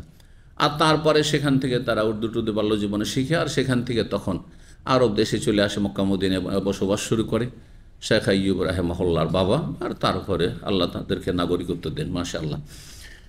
তো দুনিয়া থেকে তিনি চলে গেছেন। তো তিনি দ্বিতীয় বিয়ে করেছিলেন আমরা যখন মদিনার ছাত্র, ওই সময় সেকেন্ড ম্যারেজ তার ছিল। তো শুনেছিলেন তাতে তিনি 15টি উট জবাই করেছিলেন। হ্যাঁ, এইরকম যারা সচ্ছল মানুষ, যে আমি 10টা উট করতে পারবো, অসুবিধা নেই, খাওয়ান আপনি, আমি 5000 লোককে খাওয়াবো, কোনো অসুবিধা আছে? খাওয়াতে পারবো আমি, তাহলে ঠিক আছে, অবস্থা বুঝে ব্যবস্থা। জি, তো এই ক্ষেত্রে বাধা ধরা কোনো পরিমাণ নেই যে এতটার বেশি আপনি করতে পারবেন না। হ্যাঁ, আপনার যে আর্থিক অবস্থা তাতে যদি বেশি বোঝা হয়, ঋণ কর্জা করে আপনি কি করছেন, ওলিমার দাওয়াত করছেন, তখন এটা জায়েজ নাই, তখন ঠিক না। ঋণের বোঝা নিতে যাবেন না, আপনি অবস্থা বুঝে ব্যবস্থা করবেন। আউলে মলাবে সাতিন, একটি ছাগল হলো কি করো, ওলিমা করো। 8 নম্বর অধ্যায় হচ্ছে বাবু মায়ুক রহমিনা তাবাত্তুলি ওয়াল খিসাই। এই অধ্যায় হচ্ছে যে শরীয়তের দৃষ্টিতে ঘৃণিত, মাকরু মানে কি ঘৃণিত, আমি বাংলায় এই জন্য তর্জমা করলাম, কারণ মাকরু বললে অনেকে হালকা মনে করে, কারণ ফেকার এমন একটা প্রভাব পড়ে আছে যে মাকরু শুনলে কি মনে করে মানুষ, অসুবিধা নেই, চলবে, তাই না? এই জন্য যেটা খেতে চায় হারামটাকে মকরু বানিয়ে নিয়েছে ইন্ডিয়া, বাংলাদেশ, পাকিস্তানের লোকেরা। যেটা হারাম হারাম, কিন্তু ওকে একটু হালকা করে খেতে চায়, এটা কি বানিয়ে দিয়েছে, মকরু বানিয়ে দিয়েছে। এই জন্য আমাদের দেশে যারা সিগারেট খোর মোল্লা, ওই মাজার পূজারীরা, এরা সিগারেট খোর মোল্লা, আর তারপরে এই কওমেরা জর্দাখোর মোল্লা, হ্যাঁ, এরা কি করে, যেহেতু জর্দা খায়, তামাক খায়, সেজন্য তামাক জর্দাকে তারা কি বলে, মাকরু। সিগারেটকে কি বলে, মাকরু।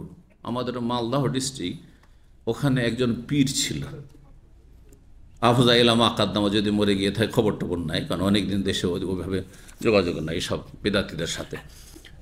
তো ওই পীর সম্পর্কে তার এক মুরিদ পরিচিত মানুষ ছিল, তার বাড়িতে এই পীর রাত কাটিয়েছে। বলছে আমার পীর সাহেবকে রাতে 2 প্যাকেট সিগারেট লাগে।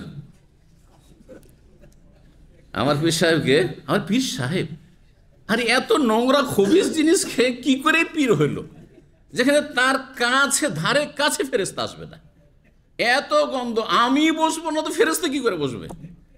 বুঝতে পারছেন না, পারছেন না? ফেরেশতা পেঁয়াজের গন্ধ হলে চলে যায়, পালিয়ে যায়, বোঝা গেছে? ছবি থাকলে সেখানে ফেরেশতা আসে না, যদি প্রাণীর ছবি থাকে তাহলে। হ্যাঁ, চিন্তা করুন তো, তাহলে কি করে সেখানে সুবহানা। রসুন পেঁয়াজ কাঁচা খেলে মসজিদে বারণ করা হয়েছে, খবরদার মসজিদে যাবে না, কারণ ফেরেশতা ওখানে আছে, ফেরেশতাকে কষ্ট দিতে যাবে না। ফাইনাল মালাইকা তাতাআজ্জা মিম্মা ইয়াতাআজ্জা মিনহু বনু আদম। তাহলে কি করে সে আল্লাহর ওলি হতে পারে? সে ওলি অবশ্য, কিন্তু কার ওলি? যার গন্ধতে ফেরেশতা পলায়ন করে, ফেরেশতা থাকে না, সে শয়তানের ওলি, এতে কোনো সন্দেহ নেই, কোনো সন্দেহ নেই। যেমন এখন দিন, এতে কোনো সন্দেহ নেই। যতই আপনি কসম করে করে বলেন যে এখন রাত, কেউ বিশ্বাস করবে? ঠিক ওই রকম।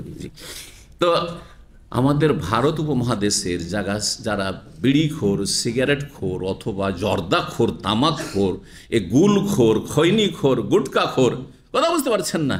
এই গুল দিয়ে দাঁত পরিষ্কার করে অনেকে ইন্ডিয়াতে। হ্যাঁ, গুল বুঝেন তো, বাংলাদেশও আছে। হ্যাঁ, এগুলোকে তারা কি করে দিয়েছে? মকরু। মকরু জেনে রাখেন মাসলা, যদি রোজা অবস্থায় কে গুল দিয়ে দাঁত পরিষ্কার করে, দাঁত মাজে, তাতে রোজা নষ্ট হয়ে যাবে। এটি হচ্ছে কোরআন সুন্নাহ আলেমদের ফতুয়া। জি, যদিও ভিতরে খেলো না, তা ওলামারা বলেছেন ফতুয়াতে, মানে খবিস জিনিস, এটি খবিস, তো মোটেই যায় না। আর এমনিতে এটা মকরু নয়। তো মকরু কথাটি আমাদের সমাজে হালকা হয়ে গেছে। কোনো জিনিসকে যদি খেতে হয় আর একটু খারাপ লাগছে সামাজিকভাবে, তাহলে কি করতে হবে? মকরু বলে দিয়ে খেতে লাগো, মকরু বলে দিয়ে খেতে লাগো, মকরু, বাস খাও। আচ্ছা, আর একটি আছে, কোনো কাজ যদি করতে না চাও, হ্যাঁ, তাহলে ফরজ অজেব হইলে ওটা কি বানিয়ে দাও? হ্যাঁ, শুনে রাখেননি আমার কাছে, সুন্নাত বানিয়ে দাও। কি করে দাও? সুন্নাত বানিয়ে দাও, সুন্নাত। এটা যেমন শুনবেন অনেক আরবদের কাছে, দাড়ি কি সুন্নাত, ব্যাস সুন্নাত বানিয়ে দাও, জবাই করো। আমাদের দেশে যত দাড়ি মুন্ডা সবার কাছে ফতুয়া শুনে, তারাই মুফতি, কি দাঁড়িয়ে রাখা কি সুন্নাত, সুন্নাত। আর তাহলে সুন্নাত হলে কার সুন্নাত? হজে ভিআইপি, বাংলাদেশের ভিআইপিদের সাথে 2 বছর আমি হজ করেছি মোয়াল্লিম হিসাবে। তো তারা করে কি, যেহেতু হিলটনে আর ইন্টারকন্টিনেন্টাল আর ওই আপনার ইয়েতে কলক্টর থেকে এসে আর তারপরে মেনা আরাফাতের খেমাতে থাকা, 4টে কথা ওদের জন্য, এত বিলাসী জীবন। তো দেখা যায় যে 10 তারিখে পাথর মেরে, পাথরটা কোন রকম মারে, না হলে ভাড়া করে নেই। ওই হিলটনের যেসব লেবার টেবারগুলো আছে তাদের সাথে কথা বলেছি, কত টাকা দিয়েছে একজন ভিআইপি শুধু 3 দিনের পাথর মারার জন্য? 300 থেকে 500 রিয়াল, 300 থেকে 500 রিয়াল। কারণ 15,000 রিয়ালের প্যাকেজে এসছে তারা, 15 দিনের জন্য এসছে, বা 10 দিনের জন্য এসছে, কত হাজারে? 15 লক্ষ টাকা, 15,000 বলছি, ভুল বলছি, 15 লক্ষ টাকার প্যাকেজে এসছে তখনকার যুগে। আজকে 2016-17 কথা বলছি। তো তাদের সাথে না থাকলে বুঝতে পারতাম না, তাদের শতকরা 90% হাজি সাহেব, এরা প্রায় প্রতি বছরে আসে, না হলে 2 বছর 1 বছর পর আসে। কয়েকজন তো ছিল প্রতি বছর আসে, প্রতি বছর হজ করতে আসে, পয়সা আছে, 15 লাখ টাকা দিয়ে চলে আসলো গোটা ফ্যামিলি নিয়ে। এক পরিবারে তো 16 জন একই ফ্যামিলির ছিল, গোটা বাস ওদের। তা আমাকে তারা রিকোয়েস্ট করলো, আর তাদের যে দায়িত্বশীল ছিল, যে আপনি এই বাসে শুধু 16 জন আছে, 50 সিটের ভিআইপি বাসে বা 40 সিটের, তাতে ওদের সাথে এই ফ্যামিলির সাথে শুধু থাকেন, নাম বলছে না কোন ফ্যামিলি ছিল। হ্যাঁ, পুঁজিপতি, বড় পুঁজিপতি।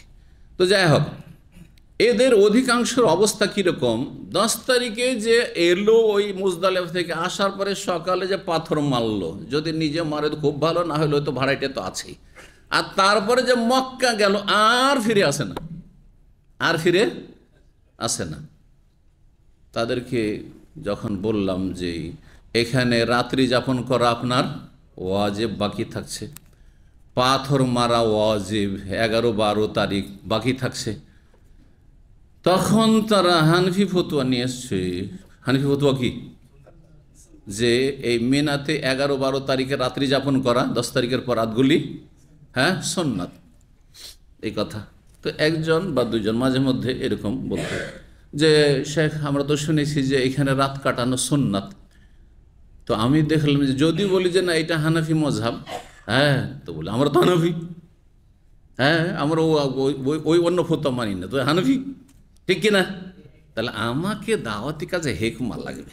তা আমি বললাম, তখন একজন ডাক্তার ছিলেন, সালাফি ডাক্তার, এবং মাশাআল্লাহ তাবারাকাল্লাহ, আবার ওই যে বড় পুঁজিপতি তারই ঘরের কিন্তু জামাই, হ্যাঁ ডাক্তার আতিক, তার নামটা বলি, কারণ পজিটিভ বললে নাম বললে কোনো দোষ নেই, কিন্তু নেগেটিভ দোষ টোষ বললে নাম বলা যায় না, কারণ গীবত হয়ে যাবে, বুঝতে পারছেন মাসলা। তো এগুলো আমি খেয়াল রাখার চেষ্টা করি যাতে কারো মানহানি না হয়, সম্মান হোক, প্রশংসা হোক। তো উনি ছিলেন আমার আলোচনায় মেনাই খেমার ভিতরে। তো আমি দেখলাম যে এখন যদি বলি যে হানফি মজহাবে সুন্নাত, তার বাকি 3 মজহাবে ওয়াজিব, তো আমরা তো ওই 3 মজহাবের মোকাল্লেদ না, আমরা তো হানাফি, ঠিক কিনা? তা আমি বললাম যে কার সুন্নাত, টেকনিকটা শুনে যে কার সুন্নাত ওইটা, ঠিক আছে সুন্নতই তো, কিন্তু কার সুন্নাত?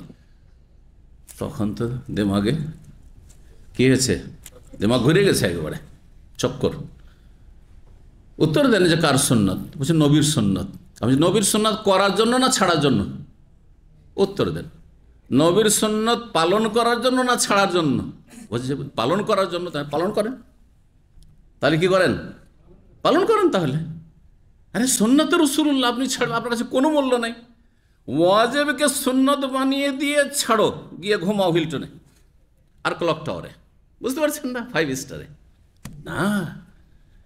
দাড়ি ওয়াজিবকে সুন্নাত বানিয়ে দিয়ে একে ঝুড়ো, হ্যাঁ সাফ করো, নাউযুবিল্লাহ। তারপরে এইরকম বহু মশলা রয়েছে, সুন্নাত বানিয়ে দিয়ে হালকা করে দাও, সুন্নাত বানিয়ে হালকা করে দাও। ডান হাতে খাওয়া সুন্নাত না ওয়াজিব? ওয়াজিব। বাম হাতে খাওয়া হারাম। কিন্তু আপনি যারা বাম হাতে হ্যাঁ চা খাচ্ছে, বাম হাতে গ্লাস নিয়ে বোতল নিয়ে পান করছে, ওকে বলেন এটা তো সুন্নাত।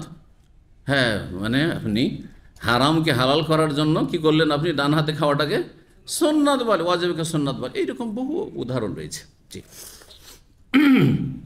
কি বলতে গিয়ে বললাম, বাবু অধ্যায় রয়েছে বাবু মা ইউকরাহ মাকরু। দেখেন মাকরু শব্দটি কোরআন এবং হাদিসে ফিকহের পরিভাষা পরে এসেছে, কিন্তু কোরআন হাদিসে যে শব্দটি ব্যবহার হয়েছে সেটা আগে দেখতে হবে, ঠিক কিনা? আল্লাহ রাব্বুল আলামিন শিরক, খুন করা, তারপরে জেনা, ব্যভিচার, এই সমস্ত অপরাধগুলি সূরা বনী ইসরাঈল, সূরা ইসরাঈল বর্ণনা করার পরে বলছেন কুল্লু যালিকা কানা সাইয়্যুহু ইনদা রাব্বিকা মাকরুহা। আয়াত শুনে রাখেন, আল্লাহ বলছে এই শিরক, তারপরে খুন করা, জেনা করা, আর অমুক তমুক হারাম করা, বাপ মাকে কষ্ট দাও, এই পাপগুলি যে আছে 15টি সেখানে হেদায়াত রয়েছে। এই 15টি কাজ, হ্যাঁ যেগুলি হালাল বা ওয়াজিব করতে হবে আর হারাম থেকে বাঁচতে হবে, এই হারাম কাজগুলি হচ্ছে আল্লাহর কাছে কি? আল্লাহ হারাম বলেননি, কিন্তু শিরককে কি বলেছেন? মাকরু। তো কালকে থেকে তাহলে এ আয়াতের আলোকে বলে শিরক করা মাকরু, কবরে সিজদা করা মাকরু, হ্যাঁ হিন্দুদের মূর্তিকে সিজদা করা মাকরু বলবেন নাকি? খুন করা মাকরু, জেনা করা মাকরু বলবেন? চলবে? তাহলে মাকরু মানে কি? ঘৃণিত। আর ঘৃণিত হচ্ছে 2 রকম, একটা হচ্ছে মাকরু তানজিহ আর একটা মাকরু তাহরিম। হারাম ঘৃণিত, হ্যাঁ, আর একটা হচ্ছে অপছন্দনীয় ঘৃণিত। এটা ফিকহের ভাগ। এই জন্য কোরআন হাদিসে যেখানে মাকরু ব্যবহার হয়েছে, শুধু মাকরু মানে মাকরু তাহরিম, সেটি হারাম, সেটি হারাম নাজায়েজ। কিন্তু যদি অন্য দলিল প্রমাণ করে যে এটা মাকরু তাহরিম নয় তানজি, যেমন দাঁড়িয়ে পেশাব করা, কি হ্যাঁ মাকরু, কিন্তু কোন মাকরু? তানজি, অপছন্দনীয়, হারাম নয়, হারাম নয় এটি। কিন্তু বেদাতি মোল্লাদের কাছে, ইয়াহুদি নাসারাদের কাছে এটি হ্যাঁ। টাইট পোশাক পরা, যদি তাতে নামাজ টামাজ পড়া যাচ্ছে, টাকনার নিচে কাপড় থাকলে হারাম, তার মাকরু তাহরিম সেটা। কিন্তু টাইট কাপড় যদি পরে আর তাতে রুকু সেজদা করা যাচ্ছে আর টাকনার ওপরে কাপড় আছে, তারপরেও টাইট পোশাক, কি এটা জায়েজ বলবো না মাকরু? কিন্তু কোন মাকরু? তানজি, বোঝা গেছে না? ঢিলা ঢালা পোশাক পরা উত্তম, উত্তমের বিপরীত হচ্ছে মুস্তাহাব, বিপরীত হচ্ছে মাকরু, অপছন্দনীয় মাকরু তানজি। তাহলে কোরআন হাদিসে আসল হচ্ছে মাকরু মানে নিষিদ্ধ, ঘৃণিত। সেই ঘৃণিত যদি আমাদের কাছে কোনো প্রমাণ না থাকে, সেটা হালকা করে মাকরু তানজি, অপছন্দনীয় বলার, তাহলে বলবো সেটা হচ্ছে হারাম নাজায়েজ কাজ। জি, তো এখানে ইমাম বুখারী রাহিমাহুল্লাহ যেহেতু সালাফদের যুগের প্রথম যে ইসলামের ইতিহাসে 300 বছর, আজকে ইসলামের ইতিহাস কত দিনের? 1446 হিজরি চলছে, ঠিক না? 1446, প্রথম 300 বছরের মাঝে, ভালো করে এই কথাটা অনেকে খেয়াল করেননি হয়তো, প্রথম যে ইসলামের স্বর্ণযুগ 300 বছর, এই 300 বছর মধ্যে অধিকাংশ আইম্মা মুহাদ্দিসিনা দুনিয়া থেকে চলে গেছে। ইমাম আবু হানিফা, শাফি, মালিক, আহমদ, বুখারী, মুসলিম, আবু দাউদ, নাসাই, তিরমিজি, ইবনে মাজাহ সবাই প্রায় চলে গেছেন হ্যাঁ এই 300 বছরের ভিতরে, 300 বছরের ভিতরে। তো তখনকার যুগে মাকরু হারাম কাজকে বলা হইত হ্যাঁ। তখনকার যুগে আজকালকার মতো না যে মাকরু বললেই হালকা মনে করতে লাগলো, মাকরু বললেই হালকা মনে করতো, এমনটা ছিল না। বরং মাকরু মানে ঘৃণিত, আল্লাহর কাছে, আল্লাহর কাছে ঘৃণিত, রসুলের কাছে ঘৃণিত, ইসলামের দৃষ্টিতে ঘৃণিত, তার মানে আমার কাছে হারাম। আসল হচ্ছে হারাম, যতক্ষণ পর্যন্ত দলিল দ্বারা আমি নিচে নামাইতে পারছেন না মাকরু তানজি, অপছন্দনীয়তে। তো এখানে মায়ুকরাহ মিনাত তাবাত্তুল ওয়াল খেসা, এখানে যদি বলে মাকরু তানজি হচ্ছে কি করা? বিয়ে পরিত্যাগ করা। তাবাত্তুল মানে বিয়ে না করা, বিবাহবিহীন জীবনযাপন করা, সারা জীবন বিয়ে করলেন না, বলে মাকরু না, জায়েজ নয় আপনার জন্য। যদি যৌন চাহিদা থাকে আপনার আর সেখানে গুনার আশঙ্কা আছে, তখন মোটেই জায়েজ নয়, আপনি সারা জীবন বিয়ে করবেন না আপনি। তারপরে কত আপনি উপকারের দিকগুলো থেকে বঞ্চিত থাকলেন। আপনার ছেলেমেয়েরা সাদকা জারিয়া হইতো, আপনার ছেলেমেয়েরা আপনার জন্য দোয়া করতো, নেক সন্তান, নেক প্রজন্ম, ভালো মানুষ কিছু জন্মে দুনিয়াতে বাড়িয়ে যেতেন। অসৎ লোকেরা অসৎ ছেলে মেয়ে জন্মে যাচ্ছে, আর আপনি একজন নেক মানুষ ছেলে মেয়ে জন্মে যাবেন না আপনি দুনিয়াতে? হ্যাঁ, আপনার আমার দায়িত্ব হচ্ছে ভালো মানুষের সংখ্যা বাড়ানো, ভালো মানুষের সংখ্যা বাড়ানো। সুতরাং ভালো মানুষরা বেশি ছেলে মেয়ে নেবে, যাতে করে ভালো মানুষের সংখ্যা আল্লাহর জমিনে বাড়ে আর খারাপের সংখ্যা কমে। অসৎ লোকেরা কম বাচ্চা নিক, খুশির বিষয়টি। হ্যাঁ, তাদের প্রজন্ম শেষ হয়ে যাক, কাফেরদের প্রজন্ম শেষ হয়ে যাক, বাচ্চা না নিক। জি, কিন্তু আমাদের প্রজন্ম বাড়াইতে হবে। জি, আল্লাহর জমিন, আল্লাহর জমিনে ভালো মানুষ বাস করবে, এটা হচ্ছে আসল। ইন্না আল্লাহ লিল্লাহ, জমিন আল্লাহর। আল্লাহ যেন সেরকমই তৌফিক দান করেন। বলছিলাম এখানে তাবাত্তুলের কথা রয়েছে। তাবাত্তুল মানে বিবাহবিহীন জীবনযাপন করা। অল খেসার, খাসি হয়ে যাওয়া, খাসি হওয়া। কেউ যদি অন্ডকোষ বের করে নেই তো বলে মাকরু নাকি? কি বলবেন? হারাম, জায়েজ নাই, জায়েজ নাই, সেটি নবী নিষেধ করেছে, মানে নাহি তাহরিম। তাহলে এখানে ইমাম বুখারীর ভাষা হচ্ছে মাকরু তাহরিম। মায়ুকরাহ মানে মাকরু তাহরিম মানে হারাম না জায়েজ। 5073 নম্বর হাদিস। হাদিস বর্ণনা করছেন সাঈদ ইবনে মুসাইয়্যিব প্রখ্যাত তাবী। তিনি বলেন সামিআতু সাদ বিন আবি ওয়াক্কাস, সাদ বিন আবি ওয়াক্কাস রাদিয়াল্লাহু তাআলা আনহু থেকে শুনেছি, ইয়াকুল, তিনি বলেন রাদ্দা রাসূলুল্লাহ আলা উসমান ইবনে মাযউন তাবাত্তুলা। রাসূলুল্লাহ সাল্লাল্লাহু আলাইহি সাল্লাম উসমান বিন মাযউন রাদিয়াল্লাহু তাআলা আনহুর বিবাহবিহীন জীবনযাপনের বিষয়টিকে তিনি প্রত্যাখ্যান করেছিলেন। কি করেছিলেন? রদ মানে রেজেক্ট করে দিয়েছিলেন। ঘটনা হচ্ছে যে উসমান বিন মাযউন অভাবী মানুষ ছিলেন। তিনি ওই রাসূলুল্লাহ বড় অভাবী মানুষ, আর আমি বেশি রুজি রোজগারে ঝামেলায় যেতে চাই না, আমি এলেম শিখবো, আপনার কাছে সবসময় থাকবো, দিন শিখবো। আমি খাসি হয়ে যেতে চাই। কি করতে চাই? সারা জীবন বিয়ে করব না আর খাসি হয়ে যেতে চাই, বা আমি বিয়েই করব না সারা জীবন। খাসির কথা বলেন, তিনি বলেন তাবাত্তুল। তাবাত্তুল তাবাত্তুল মানে সংসার ত্যাগী হয়ে যাও, বিবাহবিহীন জীবন যাপন করা, এটা হচ্ছে তাবাত্তুলের অর্থ। কিন্তু সূরা মুজাম্মিল আবার তাবাত্তুল একটি শব্দ এসছে, সব জায়গায় কিন্তু শব্দ আসছে না। ওখানে ওয়া তাবাত্তাল ইলাইহি তাবতিলা, আল্লাহ কি বলছেন? হ্যাঁ, তার মানে এই নয় যে বিবাহবিহীন জীবন যাপন করে আল্লাহর জিকির আজকার সবসময় করতে থাকো, এটা কিন্তু অর্থ নয় সেটা সেখানে। তাহলে তাফসীর অত সহজে আপনি শুধু একটা শব্দের একটা অর্থ জানলেই করলেন। তাবাত্তুল মানে সংসার ত্যাগী হওয়া হয়, বিবাহবিহীন জীবন যাপন হয়, যেমন এই হাদিসে রয়েছে, এখানে রয়েছে, আর অধ্যায় রয়েছে। আর সূরা মুজাম্মিলে যেখানে রয়েছে সেখানে হচ্ছে হ্যাঁ, কে হাফেজরা তার আগে থেকে পড়বে আয়াতটি, ওযকুর ইসমা রাব্বিকা, তোমার রবের নামের জিকির আজকার করো, মানে আল্লাহকে বেশি বেশি স্মরণ করো, জিকির সুবহানাল্লাহ, আলহামদুলিল্লাহ, লা ইলাহা ইল্লাল্লাহ, যত জিকির আজকার খুব বেশি বেশি করো। নফল জিকির আজকার, ফরজ তো আছেই, ফরজ ইবাদত বন্দেগী তো আছে, 5 ওয়াক্ত সালাত। ওযকুর ইসমা রাব্বিকা ওয়া তাবাত্তাল ইলাইহি তাবতিলা, এবং আল্লাহ অভিমুখী হও। জি, তাহলে আল্লাহ রাব্বুল আলামিন ইবাদত বন্দেগীতে সর্বাত্মকভাবে তুমি মনোযোগী হয়, এখানে উদ্দেশ্য। যখনই সময় মিলছে আপনি কি করেন? আল্লাহর দিনের কাজ করেন, আপনি নেকির কাজে আপনি নিজেকে নিয়োজিত রাখেন, এটি হচ্ছে তার উদ্দেশ্য। এই নয় হ্যাঁ যে আপনি বিয়ে করবেন না, এখানে তাবাত্তুল মানে বিয়ে ত্যাগ করা, স্ত্রীর ভরণ পোষণের জন্য রুজি রোজগার করা, এটাও এর নেকির অন্তর্ভুক্ত, ঠিক কিনা?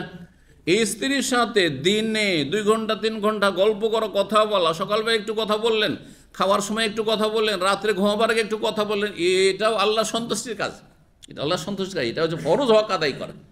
কোনো কথা বললেন, সকালে বেরিয়ে গেলেন, আপনি চুপচাপ বেরিয়ে গেলেন, ঘুমাইতে থাকলে স্ত্রী, আজকালকার অলস বিবিরা যে এমন আছে, স্বামীকে নাস্তাও দেয় না অনেকে। হ্যাঁ, তুমি তোমার মতো, আমি আমার মতো, বোঝা যায়। আজকালকার জীবন বড়ই কষ্টের জীবন, কিন্তু পারিবারিক জীবনটা আজকাল এমন জীবনটা আগে ছিল না, আলহামদুলিল্লাহ, আল্লাহ আমরাকে বাঁচিয়ে রেখেছেন। কিন্তু আমি অনেক দেখি, কলিগদেরকে দেখি, আমাদের জুনিয়রদেরকে দেখি, হ্যাঁ, হতভাগা, সুবহানাল্লাহ, আসার পরে মার্কেট থেকে এক হাতে চা, এক হাতে একটা স্যান্ডউইচ নিয়ে অফিসে আসে, অথচ বিবি তার বাড়িতে আছে। আলহামদুলিল্লাহ, আল্লাহ বাঁচিয়ে রেখেছে এগুলোতে আমাদেরকে, বলুন আলহামদুলিল্লাহ। যদি আপনাকে এরকমটা করতে হয় যে আপনার স্ত্রী ঘুমাচ্ছে, জোহরে উঠবে, আসার পরে পাকশাক হয়তো শুরু করবে, অথবা শুধু তাই নয়, অনেক মহিলা বলে এবং অনেক মহিলার স্বামী বলে যে যতক্ষণ আমার স্বামী না আসবে অথবা আমি না যাবো ততক্ষণ আমার বিবি পাকশাকি শুরু করবে না। কাজকর্ম সেরে যখন জোহর পরে যাওয়ার পরে 2 জন মিলে কেউ পেঁয়াজ রসুন কাটছে, কেউ হ্যাঁ হাঁড়ি পাতিল রেডি করছে। নাউযুবিল্লাহ, এতে কোনো শান্তি আছে? কোনো শান্তি নেই এতে। আস্তাগফিরুল্লাহ, ব্যাপক আকার ধারণ করেছিল, ফিতনা, বড় ফিতনা। কি বলছিলাম? হ্যাঁ, দেখেন, পরিবারকে সময় দাও, এটাও আল্লাহর তামাত্তুল। বিয়ে করে, সংসার করে, ছেলে মেয়েদের হ্যাঁ প্রতিপালনে কষ্ট করে, তার সাথে জিকির আজকার বহাল রাখা, এটা হচ্ছে আসল মুজাহাদা। কারণ এদিকেও তাল দিতে হচ্ছে, ওইদিকেও তাল দিতে হচ্ছে। আর শুধু মসজিদের সমস্যা বসে থাকবো, শুধু ইসলামী সেন্টারের সমস্যা বসে থাকবো, এটা তো সহজ, এটা সহজ। আমি কোনো কারো দায়িত্ব নেব না, শুধু আমার পেটের দায়িত্ব, এত সহজ জীবন। তাহলে না, জীবনটা এত সহজ না ইসলামিক জীবন। জি, আল্লাহর হক আদায় করতে হবে, আল্লাহর বান্দাদের হক আদায় করতে হবে। কথা লম্বা হয়ে যাচ্ছে, তো এই অধ্যায়টা শেষ করে ফেলি আমরা। রাসূলুল্লাহ সাল্লাল্লাহু আলাইহি ওয়াসাল্লামের কাছে উসমান বিন আফফান কি চেয়েছিলেন? অনুমতি চেয়েছিলেন যে আমি সারা জীবন বিবাহবিহীন থেকে যাব। তখন নবী সাল্লাল্লাহু কি করেছিলেন? রাদ্দা মানে রিজেক্ট করে দিয়েছেন, প্রত্যাখ্যান, না চলবে না, এটা চলবে না, বিয়ে করতে হবে। ওয়ালাউ আযানা লাহু লাখতাসাইনা, সাহাবীরা মন্তব্য করছেন যদি তাকে নবী অনুমতি দিতেন যে তুমি বাচ্চা কাচ্চা নেবে না, বিয়ে করবে না, সারা জীবন এমনিটা থেকে যাও, তাহলে আমরা একবারে খাসি হয়ে যেতাম, যাতে করে যৌন ক্ষুধাই না থাকে আমাদের, খাসি হয়ে যেতাম আমরা। তাহলে খাসি হওয়াও জায়েজ নয়, আর সারা জীবন বিয়ে করব না এইরকম নিয়ত করা এটাও জায়েজ না। বিয়ের নিয়ত রাখতে হবে, হয়তো আমার লেট হচ্ছে, কারণ আমার পারিবারিক সমস্যা আছে, তো আমার অনেক বোঝা টানতে হচ্ছে, ইত্যাদি ইত্যাদি, সে বিলম্ব হইতে পারে, কিন্তু বিয়েই করব না আমি একবারে এত ওলিউল্লাহ হয়েছে, না না, ওলিউল্লাহ না। আপনি যতক্ষণ আল্লাহর হকের সাথে আল্লাহর বান্দাদের হক আদায় না করতে প্রস্তুত থাকবে ততক্ষণ ওলিউল্লাহ হইতে পারবেন না। জি, আম্বিয়া রসুলগণ সকলে প্রায় বিয়ে করেছে। দেখেন, নবীদের সুন্নত বিয়ে হচ্ছে আম্বিয়াদের সুন্নত, কিন্তু আদর্শ। এখানে সুন্নত মানে হ্যাঁ ফরজ অজেব নয় এমনটা কথা নাই। আমি এর আগে বিয়ের হুকুম বর্ণনা করেছি, কোনো অবস্থায় বিয়ে ফরজ অজেব, আর কোনো সাধারণ অবস্থায় হচ্ছে বিয়ে হচ্ছে সুন্নাতে মুআক্কাদা, আর কখনো কখনো বিয়ে অপছন্দনীয় বা নিষিদ্ধ। যদি মোটেই আপনি স্ত্রীর হক আদায় করতে না পারেন শারীরিক দিক থেকে, আর্থিক দিক, তাহলে বিয়ে করা আপনার জন্য জায়েজ নয়। কিন্তু সাধারণ অবস্থায় আপনি একজন পুরুষ হিসাবে শারীরিক চাহিদা আছে, তাহলে বিয়ে করা আর গুনাহ হচ্ছে না, গুনাহ হয়তো হচ্ছে না, কিন্তু বিয়ে সুন্নাতে মুআক্কাদা তখন। হ্যাঁ, তাহলে সাধারণ অবস্থা এটা বলবো। আর যদি দেখা যায় বিয়ে না করার কারণে জেনা, সমকামিতা আর হস্তমৈথুন এসব বিভিন্ন পাপে জড়িয়ে যাচ্ছে, আমার শরীর নষ্ট হয়ে যাচ্ছে, তাহলে হ্যাঁ আর আর্থিক সচ্ছলতা আছে, আমি চালিয়ে নিতে পারবো সংসার, তাহলে বিয়ে করা তখন ওয়াজিব ফরজ। জি, 5074, হ্যাঁ 74 নম্বর হাদিস, 5074 নম্বর হাদিস সাইদ মোসা বর্ণনা করছেন যে সাদ বিন ওয়াক্কাস থেকে শুনেন, লাকাদ রাদ্দা যালিকা, নবী সাল্লাল্লাহু আলাইহি ওয়াসাল্লাম এটিকে প্রত্যাখ্যান করেছেন, নবী সাল্লাল্লাহু আলাইহি ওয়াসাল্লাম আলা উসমান মাজুনের ক্ষেত্রে, ওয়ালাউ আজাজ আল্লাহু, বলছেন সাদ বিন ওয়াক্কাস তাকে যদি অনুমতি দিতেন তাবাত্তুলের মানে বিবাহবিহীন জীবনযাপনের, লাখতাসাইনা, তাহলে আমরা সবাই খাসি হয়ে যেতাম। 5075 নম্বর হাদিস আব্দুল্লাহ মাসউদ বলছেন কুন্না নাগজু মা রাসূলিল্লাহ সাল্লাল্লাহু আলাইহি ওয়াসাল্লাম, আমরা রাসূলের সাথে লড়াই করতাম। হাদিসটি কিন্তু প্রথমে এসেছিল, আমাদের কাছে কিছুই ছিল না, মানে স্ত্রী ছিল না। ফাকুলনা, আমরা বললাম, আলা নাস্তাকসি, আমরা তাহলে খাসি হয়ে যাই না? ফানাহানা যালিকা, নবী নিষেধ করলেন। সুম্মা রাখাসা লানা, তারপরে আমাদেরকে ছাড় দিলেন একটি বিষয়, কি আন্নান কেহাল মারআতা বিসসাওবে, যে কোনো মহিলা যদি রাজি থাকে তাহলে একটা কাপড় দিয়ে বিয়ে করতে পারবে, মানে সর্বনিম্ন একটা কাপড় দিয়ে দাও মোহর, আর ওতে যদি কোনো মহিলা অভিভাবক রাজি হয় তো বিয়ে করতে পারবে। মানে বিয়েকে কী করতে সহজ করতে, বিয়েকে সহজ করা উচিত। সুম্মা কারা আলাইনা, তারপরে এই আয়াত পাঠ করে সূরা মায়েদা আয়াত নম্বর 87, ইয়া আইয়ুহাল্লাযীনা আমানু, হে ইমানদার, লা তুহাররিমু তাইয়্যিবাতি মা আহাল্লাল্লাহু লাকুম, আল্লাহ তোমাদের জন্য যা কিছু হালাল করেছেন পাক পবিত্র নারী বা খাওয়া দাওয়া খাদ্য পানীয়, তা তোমরা হারাম করিও না। নারী জাতিকে পুরুষদের জন্য আল্লাহ হালাল করেছেন 1 থেকে নিয়ে 4, এইরকমই নারীদের জন্য স্বামী হালাল করেছেন এই বৈবাহিক বা শারীরিক সম্পর্ক স্বামী স্ত্রীর। সুতরাং সেটাকে হারাম করে দিও না যে আমি সারা জীবন বিয়ে করব না, আমি বৈরাগী হয়ে যাব, আমি সংসার ত্যাগী, আমি সন্ন্যাসী হয়ে যাব না, মোটেই জায়েজ না। লা রহমানিয়াত ফিল ইসলাম। সর্বশেষ হাদিস এই অধ্যায়ের 5076 নম্বর হাদিস, হাদিস বর্ণনা করছেন আবু হুরায়রা রাদিয়াল্লাহু তাআলা আনহু, তিনি বলেন, কুলতু ইয়া রাসূলুল্লাহ, আমি বললাম হে আল্লাহ, ইন্নী রাজুলুন শাব। আবু হুরায়রা 7ম হিজরিতে খয়বরের যুদ্ধের সময় এসেছিলেন। বলে হে আল্লাহর রাসূল, আমি যুবক মানুষ, ওয়ানা আখাফু আলা নাফসিল আনাতা, আর আমি নিজের জন্য যৌন সম্পর্কে গুনাহকে ভয় পাই।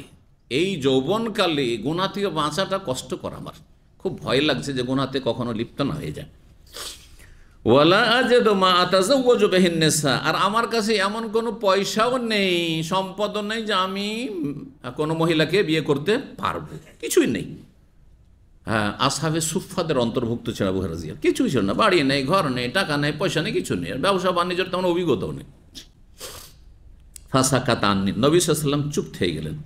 সুম্মা কুলতু মিসলা যালিক, আবার বললাম রাসূলুল্লাহ সাল্লাল্লাহু আলাইহি ওয়াসাল্লাম, ইয়া রাসূলুল্লাহ, কিছু নেই, আর থাকতে পারছি না, কষ্ট হচ্ছে আমার। কিন্তু ফাসাকাতা আননি, আবার চুপ হয়ে গেলেন। সুম্মা কুলতু মিসলা, ফাসাকাত, 3বার করে বলছেন, ইয়া রাসূলুল্লাহ, আমার অভাব, বিয়েও করতে পারছি না, আর আমি গুনাহকে ভয় পাচ্ছি।